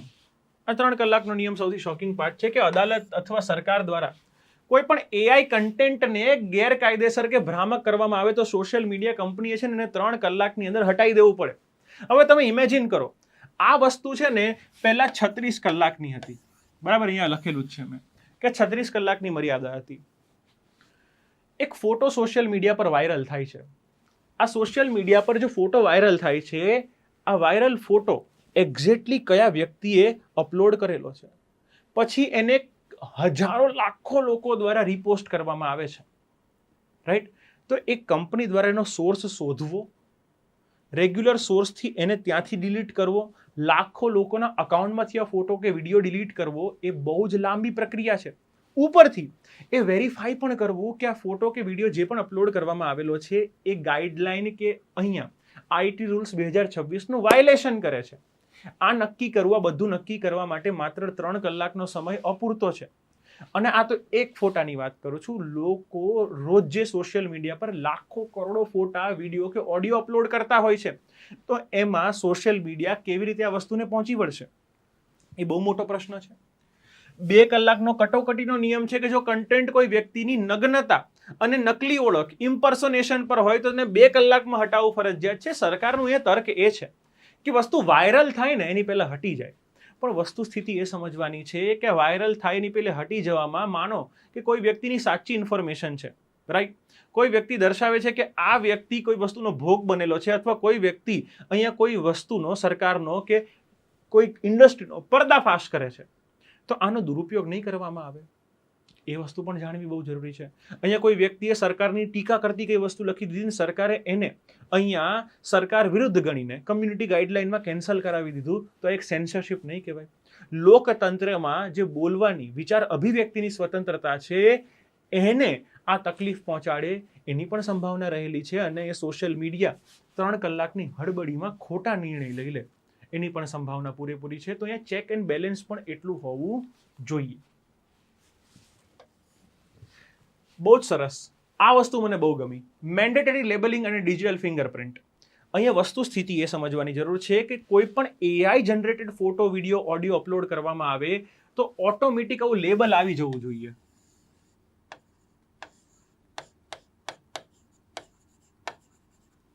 કે ભાઈ આ વસ્તુ એઆઈ જનરેટેડ છે. અમુક પ્લેટફોર્મ કરે છે, ઇન્સ્ટાગ્રામ પર ધીરે ધીરે વસ્તુ અમુક પોસ્ટ પર જોવા મળી રહી છે જ્યાં સાઈડમાં નીચે લખેલું હોય છે કે આ વસ્તુ એઆઈ જનરેટેડ છે. તમે જેમિનાઈથી કોઈ ફાઇલ ક્રિએટ કરશો તો ખૂણામાં છે ને જેમિનાઈનો લોગો આવી જશે આવો, જે દર્શાવે છે કે આ જેમિનાઈથી શરૂ કરેલું છે, જેથી ખબર પડશે લોકોને કે આ એઆઈ જનરેટેડ વસ્તુ છે. તો આ વસ્તુ ફરજિયાત બનાવી આ સરકારનો એક સારો નિર્ણય છે. આની સાથે પ્રી પબ્લિકેશન યુઝર ડિક્લેરેશન, આ વસ્તુ મોટા પ્લેટફોર્મ માટે છે કે ભાઈ 5 મિલિયનથી વધુ યુઝર ધરાવતા સિગ્નિફિકન્ટ સોશિયલ મીડિયા ઇન્ટરમીડિયેટરી, બરાબર, કે અકાઉન્ટ જે કન્ટેન્ટ અપલોડ કરતા પહેલા યુઝર પાસેથી ફરજિયાત ડિક્લેરેશન લેવું કે શું આ કન્ટેન્ટ એઆઈ દ્વારા બનાવેલું છે કે નહીં. એટલે કે જે એપ્લિકેશનના યુઝર 50 લાખથી વધારે હોય એના માટે આ ફરજિયાત છે કે તમે જેવો ફોટો અપલોડ કરશો ને તો તમને પૂછવામાં આવશે કે આ એઆઈ જનરેટેડ કન્ટેન્ટ છે કે નહીં. જો તમે સાચો જવાબ આપશો તો પછી જવાબદારી સોશિયલ મીડિયાની છે, પણ તમે ખોટો જવાબ આપશો તો પછી તમારી જવાબદારી છે કે કાલે ઉઠીને કંઈ બી થાય તો અહીંયા તમારું ગળું પકડવામાં આવશે. તો તમારે સાચો જવાબ આપવો હિતાવહ રહેશે. આ આ પ્લેટફોર્મ્સ આ ડિક્લેરેશન ચકાસવા માટે ઓટોમેટેડ ટેકનિકલ ટૂલ્સ તૈનાત કરવા પડશે. એટલે આ એઆઈ જનરેટેડ વસ્તુ છે કે નહીં એ ચકાસવા માટે જ એઆઈ ટૂલ્સનો ઉપયોગ કરવામાં આવશે. બરાબર. પદ્ધતિસરની સરહદો અને પ્રતિબંધિત શ્રેણીઓ કઈ કઈ છે? તો કઈ કઈ વસ્તુને આ આઈટી નિયમ હેઠળ ટોટલી પ્રતિબંધિત કરવામાં આવી છે? તો પહેલા તો બાળકોનું શારીરિક શોષણ કરતું એઆઈ કન્ટેન્ટ, બરાબર છે. ચાઇલ્ડ મોલેસ્ટેશન વાળી બાબત બિલકુલ ના બતાવી. સંમતિ વિનાની પોર્નોગ્રાફી અને ડીપફેક્સ બિલકુલ નહીં. હથિયારો કે વિસ્ફોટો બનાવવાની રીતો દર્શાવતું કૃત્રિમ કન્ટેન્ટ બિલકુલ ના હોવું જોઈએ. ઇલેક્ટ્રોનિક રેકોર્ડમાં ફેરફાર કરીને નાણાકીય છેતરપિંડી, આ દરેક વસ્તુ અહીંયા બેન રહેશે. એના પર અહીંયા શું કરવામાં આવશે? સજા કરવામાં આવશે. નિવારણની સમય મર્યાદા છે કે સામાન્ય વપરાશકર્તાઓ ફરિયાદના ઉકેલ માટે અહીંયા સમયનો ઘટાડો 15 દિવસ હતો એનામાંથી 7 દિવસ કરી દેવામાં આવ્યો છે કે જો તમને વાંધાજનક લાગે ને તમે એને રિપોર્ટ કરો તો એના પર કોઈ પણ કાનૂની કાર્યવાહી કરવાની હોય તો ડિસિઝન પહેલા 15 દિવસ સુધી ટાઈમલાઈન આપવામાં આવતી હતી કે 15 દિવસમાં અમે ડિસિઝન આપીને એ વસ્તુ પર ચુકાદો આપીશું. હવે આ ઘટાડીને 7 દિવસ કરી દેવામાં આવી છે, વિચ ઇઝ ગુડ. બહુ જ સારી બાબત છે. કોઈ પણ યુઝર પ્લેટફોર્મના નિર્ણયથી અસંતુષ્ટ હોય તો એ સરકારમાં ગ્રીવન્સ અપીલિએટ કમિટી, આ કમિટી સમક્ષ અપીલ કરી શકે છે. અને આ ઉપરાંત પ્લેટફોર્મ દર 3 મહિને પોતાના યુઝરને સરળ ભાષામાં એઆઈ નિયમોના કાનૂની પરિણામો, પેનલ્ટી વિશે માહિતગાર કરવાની એડવાઇઝરી પણ છે કે તમને ઇન્સ્ટાગ્રામ જ જણાવે કે જો તમે આવું કરશો તો તમને શું શું થાય. એટલે લોકોને અવેરનેસ આવે કે અહીંયા કોઈ ખોટી વસ્તુ કરવા જેવી નથી.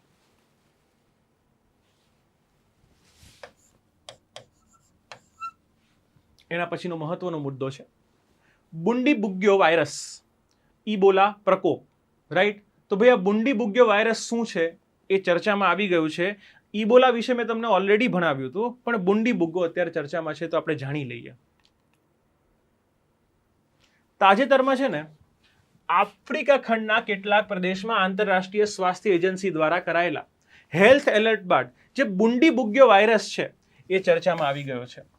ભાઈ બુંડીબુગ્યો વાયરસ શું છે, ઇબોલા વાયરસ શું છે? આપણે ઇબોલા અને બુંડીબુગ્યો વિશે બેસિક ચર્ચા કરી જ હતી, પણ અત્યારે આ વસ્તુ બહુ મહત્વની છે, તો આપણે ફટાફટ આને જાણી લઈએ. યુપીએસસી જીપીએસસીની પ્રિલિમ માટે વાયરસના જૈવિક ગુણધર્મો અને ઇતિહાસને વૈજ્ઞાનિક દ્રષ્ટિકોણથી સમજવા બહુ જરૂરી છે. આને લઈને બહુ જ પ્રશ્નો આવતા હોય છે. તો તમને પૂછે કે ભાઈ બુંડીબુગ્યો વાયરસ કયા ફેમિલીનો છે, કઈ પ્રજાતિનો છે? તો બુંડીબુગ્યો વાયરસ એ ફિલોવિરિડી, બરાબર, ફિલોવિરિડી કુળનો વાયરસ છે અને તે ઇબોલા વાયરસ પ્રજાતિ હેઠળ આવે છે. તમને ખબર છે કે ઇબોલા વાયરસ એક સમયમાં આફ્રિકાનો સૌથી ખતરનાક વાયરસ હતો. 90% મોર્ટાલિટી રેટ. ઇબોલા વાયરસનો કેટલો મોર્ટાલિટી રેટ હતો? 90%. એનો અર્થ એ થાય છે કે દર 10 માંથી 9 લોકો મૃત્યુ પામે. જેને જેને આ રોગ થાય એ દર 10 માંથી 9 લોકો આ વાયરસના લીધે મૃત્યુ પામે. તો એના લીધે આ સમજવું બહુ જરૂરી છે. તો આ વાયરસની શોધ સૌપ્રથમ 2007ના યુગાન્ડાના બુંડીબુગ્યો જિલ્લામાં ફાટી નીકળેલા પ્રકોપના કારણે થઈ હતી. એટલે એનું નામ શું આપવામાં આવેલું છે? બુંડીબુગ્યો આપવામાં આવેલું છે. આ વસ્તુ ફેક્ટ છે, તમારે સિમ્પલી યાદ રાખવાની છે. ઇબોલાની અન્ય સ્પીસીઝની વાત કરું તો આ ઇબોલાની સ્પીસીઝમાં કુલ 6 અલગ અલગ જાતિઓને ઓળખવામાં આવે છે, એનો સમાવેશ કરવામાં આવે છે. અને આ આનુવંશિક રીતે બુંડીબુગ્યો છે ને એ બધાથી બહુ જ અલગ પડી આવે છે. રાઈટ? કઈ રીતે અલગ પડી આવે છે કે અન્ય મુખ્ય સ્પીસીઝમાં ઝાયર ઇબોલા વાયરસ સૌથી ઘાતક છે અને સુબાન ઇબોલા વાયરસનો સમાવેશ થાય છે. તમને ખબર છે આ અલગ અલગ આનુવંશિક રીતે કઈ રીતે અલગ પડે છે?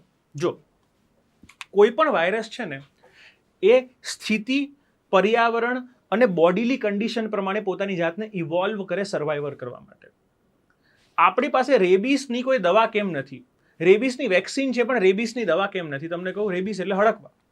તમને અહીંયા કૂતરું કરડે તો કૂતરું કરડ્યા પછી વાયરસ અહીંયાથી તમારા મગજ સુધી પહોંચે ને એની વચ્ચે ઇવોલ્વ થાય.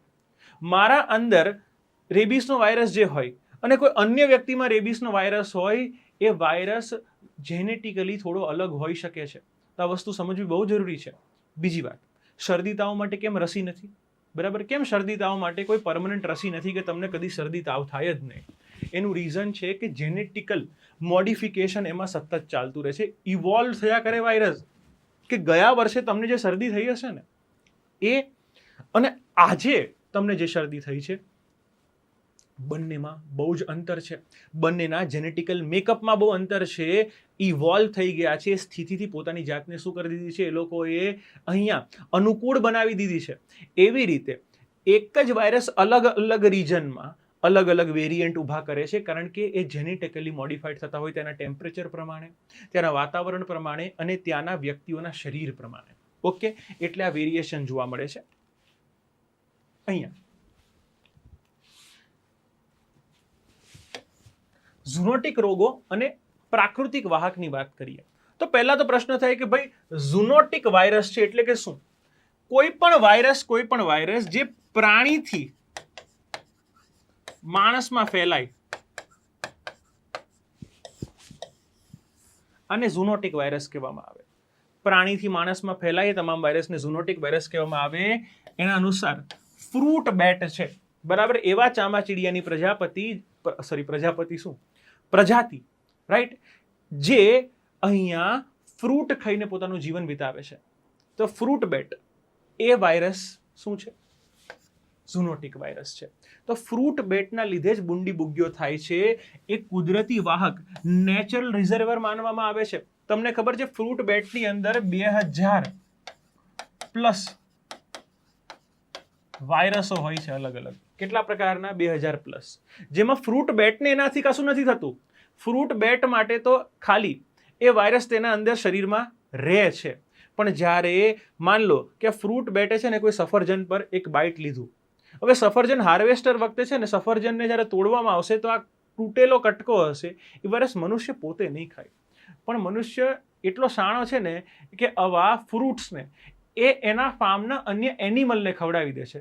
જેમ કે માની લો કે ફોરેનમાં ફ્રૂટ બેટે ખાધેલું કોઈ ફળ છે, એક વ્યક્તિએ તેના ફાર્મમાં આવેલા જે શું કહે પિગ છે, એ પિગને ખવડાવી દીધું, રાઈટ? એટલે પિગમાં એ વાયરસ જતો રહ્યો. પછી શું કરશે? પિગને સ્લોટર હાઉસમાં મોકલશે અને પિગમાંથી બનશે પોર્ક, જે ભૂંડનું માંસ હોય છે. એ અમેરિકામાં બહુ પ્રચલિત છે. અને પછી એ લોકો એ માંસ કન્ઝ્યુમ કરશે ને તો એને એ રોગ થઈ જશે. સેમ વસ્તુ આફ્રિકામાં બની છે. સંક્રમણ માર્ગો શું છે? તો સંક્રમણના માર્ગોમાં જોઈએ કે ચેપગ્રસ્ત ચામાચીડિયા, વાંદરા કે ચિમ્પાન્ઝી જેવા જંગલી પ્રાણીઓના લોહી, સ્ત્રાવ અથવા અંગોના સીધા સંપર્કમાં આવવાથી વાયરસ માણસોમાં પ્રવેશી જાય છે.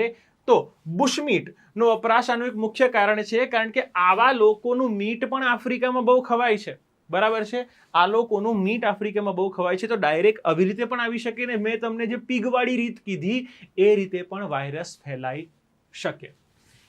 માણસથી માણસની વાત કહું કે એકવાર માણસમાં વાયરસ આવી જાય તે પછી વ્યક્તિના શરીરમાં પ્રવાહી જેમ કે બોડી ફ્લુઇડ, જેમ કે લોહી, લાળ, પરસેવો, ઉલટી, પેશાબ આના કોઈના પણ કોન્ટેક્ટમાં વ્યક્તિ આવે તો અન્ય માણસને આનો ચેપ લાગી જાય.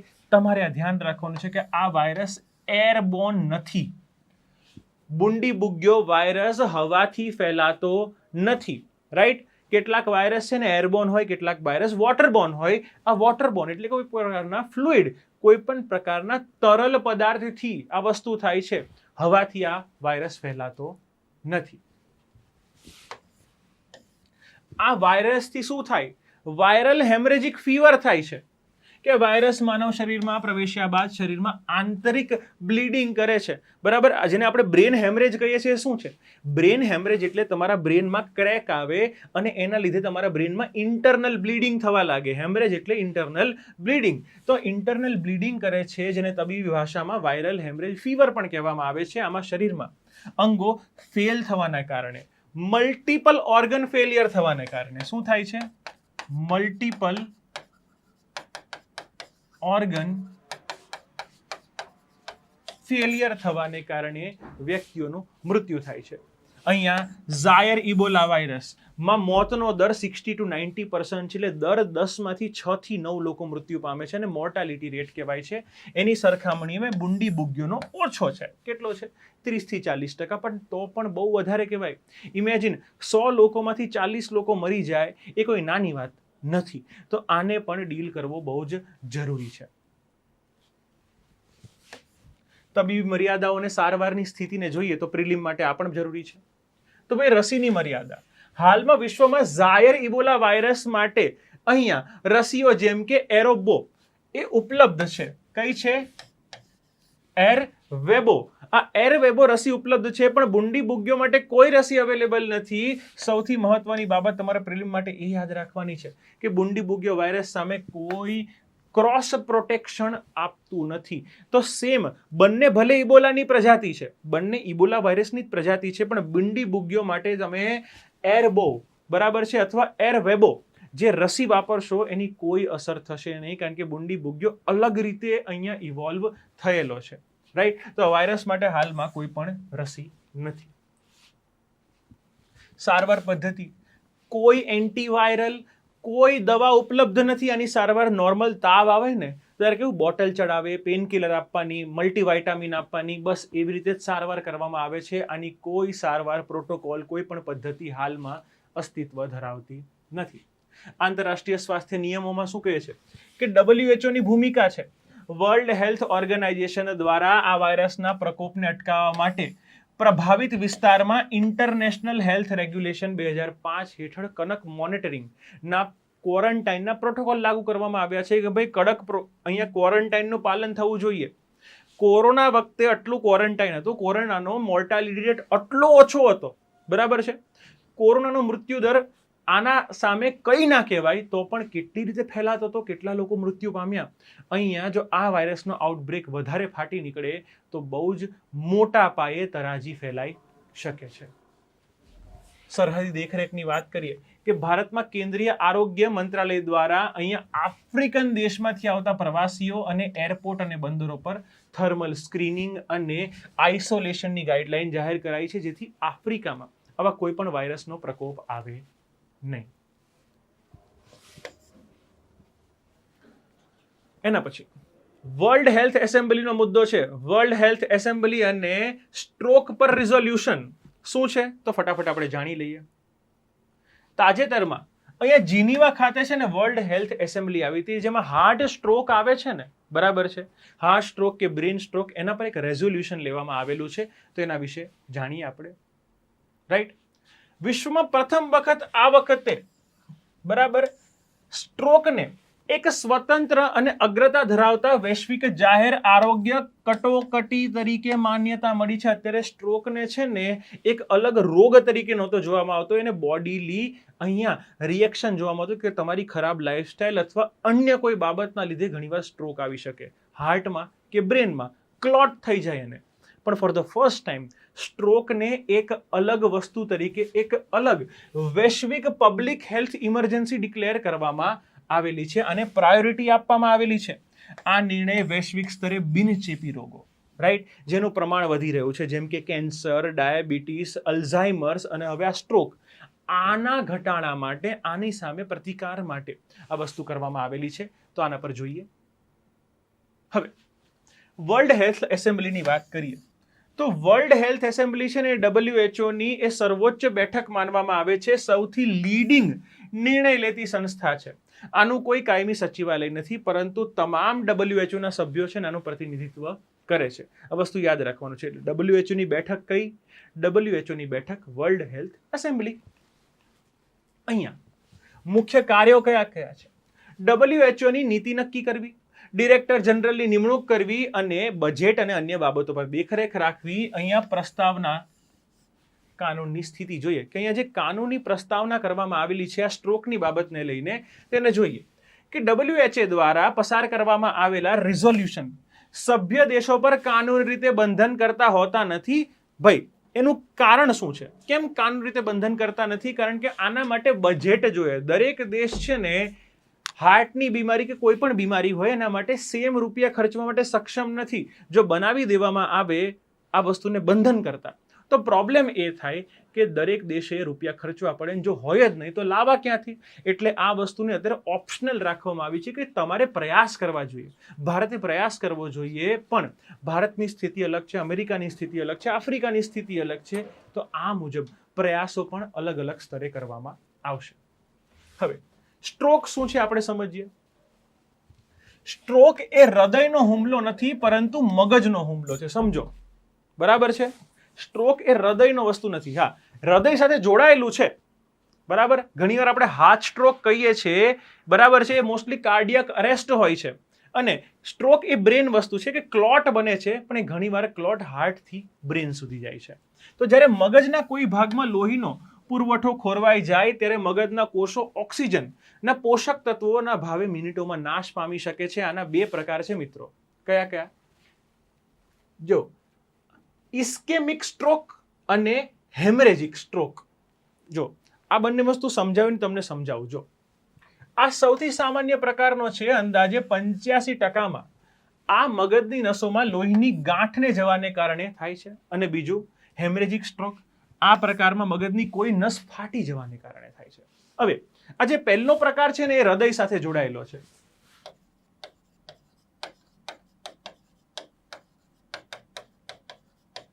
એટલે મેં તમને હાર્ટ સ્ટ્રોકની વાત કરી આગળ. કેવી રીતે?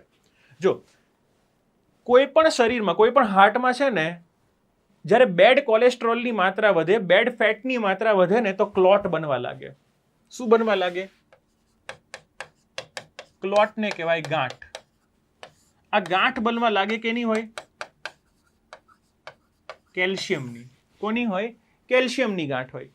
અહીંયા એ સતત જમા થાય. પણ ઘણા કેસમાં એવું બને કે ગાંઠ ત્યાં રહી જાય ને, બરાબર, તો આપણે હાર્ટ એટેક કરી દઈએ. કારણ કે કઈ રીતે? ગાંઠ ત્યાં રહી ગઈ, લોહીનું પરિભ્રમણ બંધ થઈ ગયું, હૃદય કામ કરતું બંધ થઈ ગયું, તો આપણે શું કહીશું? એને હાર્ટ એટેક કહી દઈશું. પણ ઘણીવાર શું થાય કે ગાંઠ બહુ નાની હોય ને તો છૂટી પડી જાય. એ ત્યાંથી છૂટી પડી જાય નસોથી અને લોહીમાં પરિભ્રમણ કરતા કરતા કરતા કરતા તમારા બ્રેન સુધી આવી જાય. અને બ્રેનની જે નાની નસો હોય ને એની અંદર ગાંઠ ફસાઈ જાય. ત્યાં ફસાઈ જવાને કારણે બ્લડ સર્ક્યુલેશન બંધ થઈ જાય અને એને કારણે થાય ઇસ્કેમિક સ્ટ્રોક. તો આ તમને ખબર પડી ગઈ હશે. બીજું, આ વસ્તુ નસ ફાટવાને કારણે, કે અહીંયા નસમાં અચાનક બહુ પ્રેશર વધી જાય, રાઈટ, બ્રેનની નસમાં પ્રેશર વધી જાય તો બ્રેનની નસ રપ્ચર થઈ જાય, એના લીધે આ પ્રકારનો સ્ટ્રોક આવે છે. તો તમને ખબર હશે. વૈશ્વિક બોજની વાત કરીએ તો સ્ટ્રોક વિશ્વમાં મૃત્યુ માટે બીજું સૌથી મોટું કારણ અને લાંબા ગાળાની વિકલાંગતા પેદા કરતું છે. કેમ? કારણ કે ઘણીવાર સ્ટ્રોકના લીધે બોડી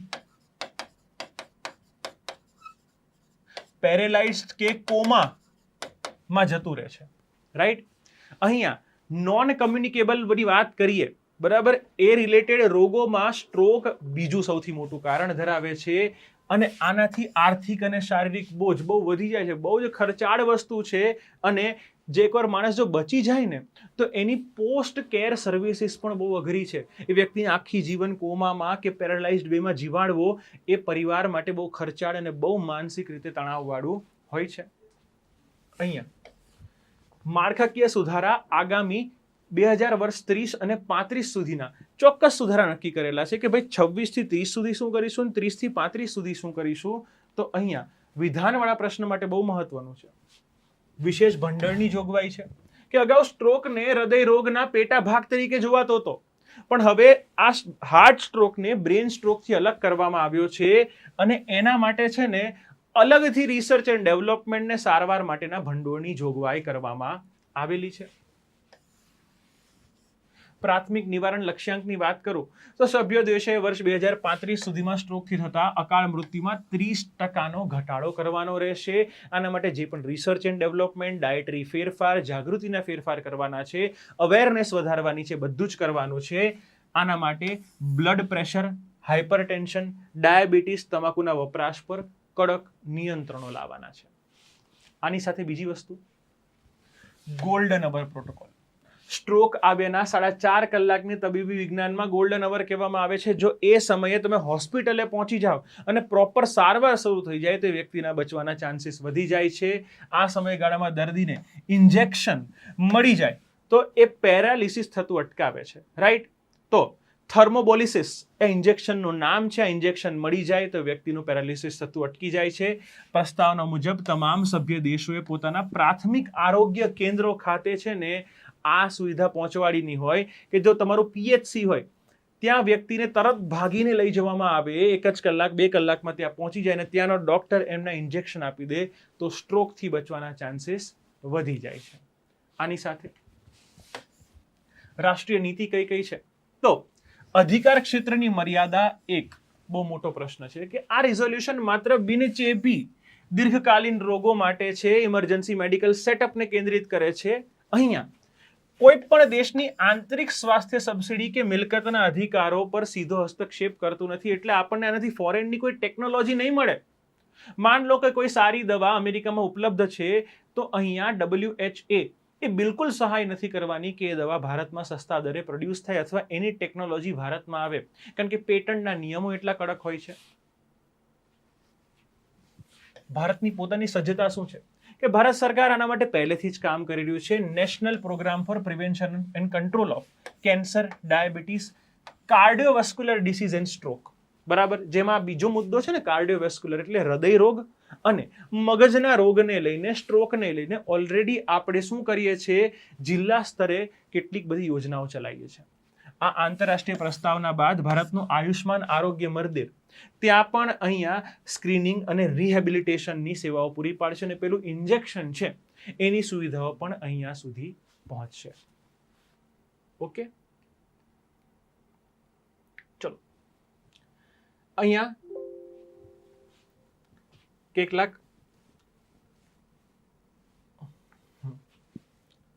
ક્વેશ્ચનો આપેલા છે આપણે ક્વિક ફેક્ટ્સમાં. તો ક્વિક ફેક્ટ્સના કેટલાક ક્વેશ્ચન્સ આપણે જોઈ લઈએ.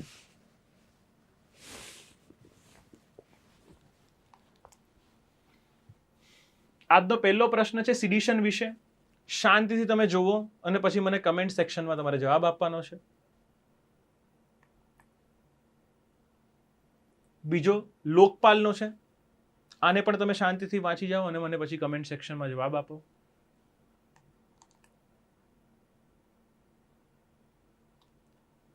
ત્રીજો ક્વેશ્ચન ઓનલાઈન ગેમિંગ માટે છે. બરાબર, શાંતિથી જુઓ અને આનો મને જવાબ આપજો. રાઈટ, ઓનલાઈન ગેમિંગનો મુદ્દો મેં એડિટોરિયલમાં તમારી જોડે એકવાર ચર્ચા કરી લીધી છે.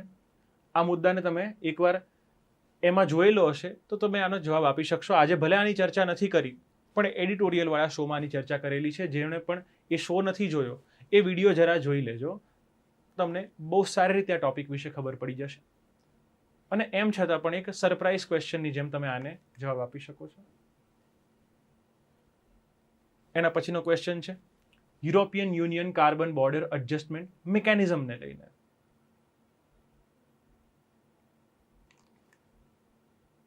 અને છેલ્લો છે આઈટી નિયમોને લઈને, કે આઈટી નિયમો 2026માં જે પણ સુધારા કરવામાં આવેલા છે એને લઈને. રાઈટ?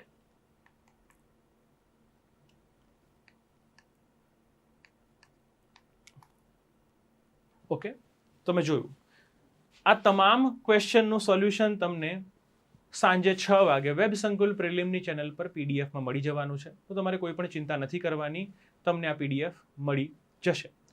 તમામ વિદ્યાર્થીઓને કહું કે ભાઈ આવતા લેક્ચરમાં આવીશું, હવે અનેક ટોપિકો વિશે આપણે ચર્ચા કરીશું. આપણી પ્રિલિમની તૈયારીને વધારે ને વધારે મજબૂત બનાવીશું. ત્યાં સુધી તમામ વિદ્યાર્થી મિત્રોને બેસ્ટ ઓફ લક. જય હિન્દ.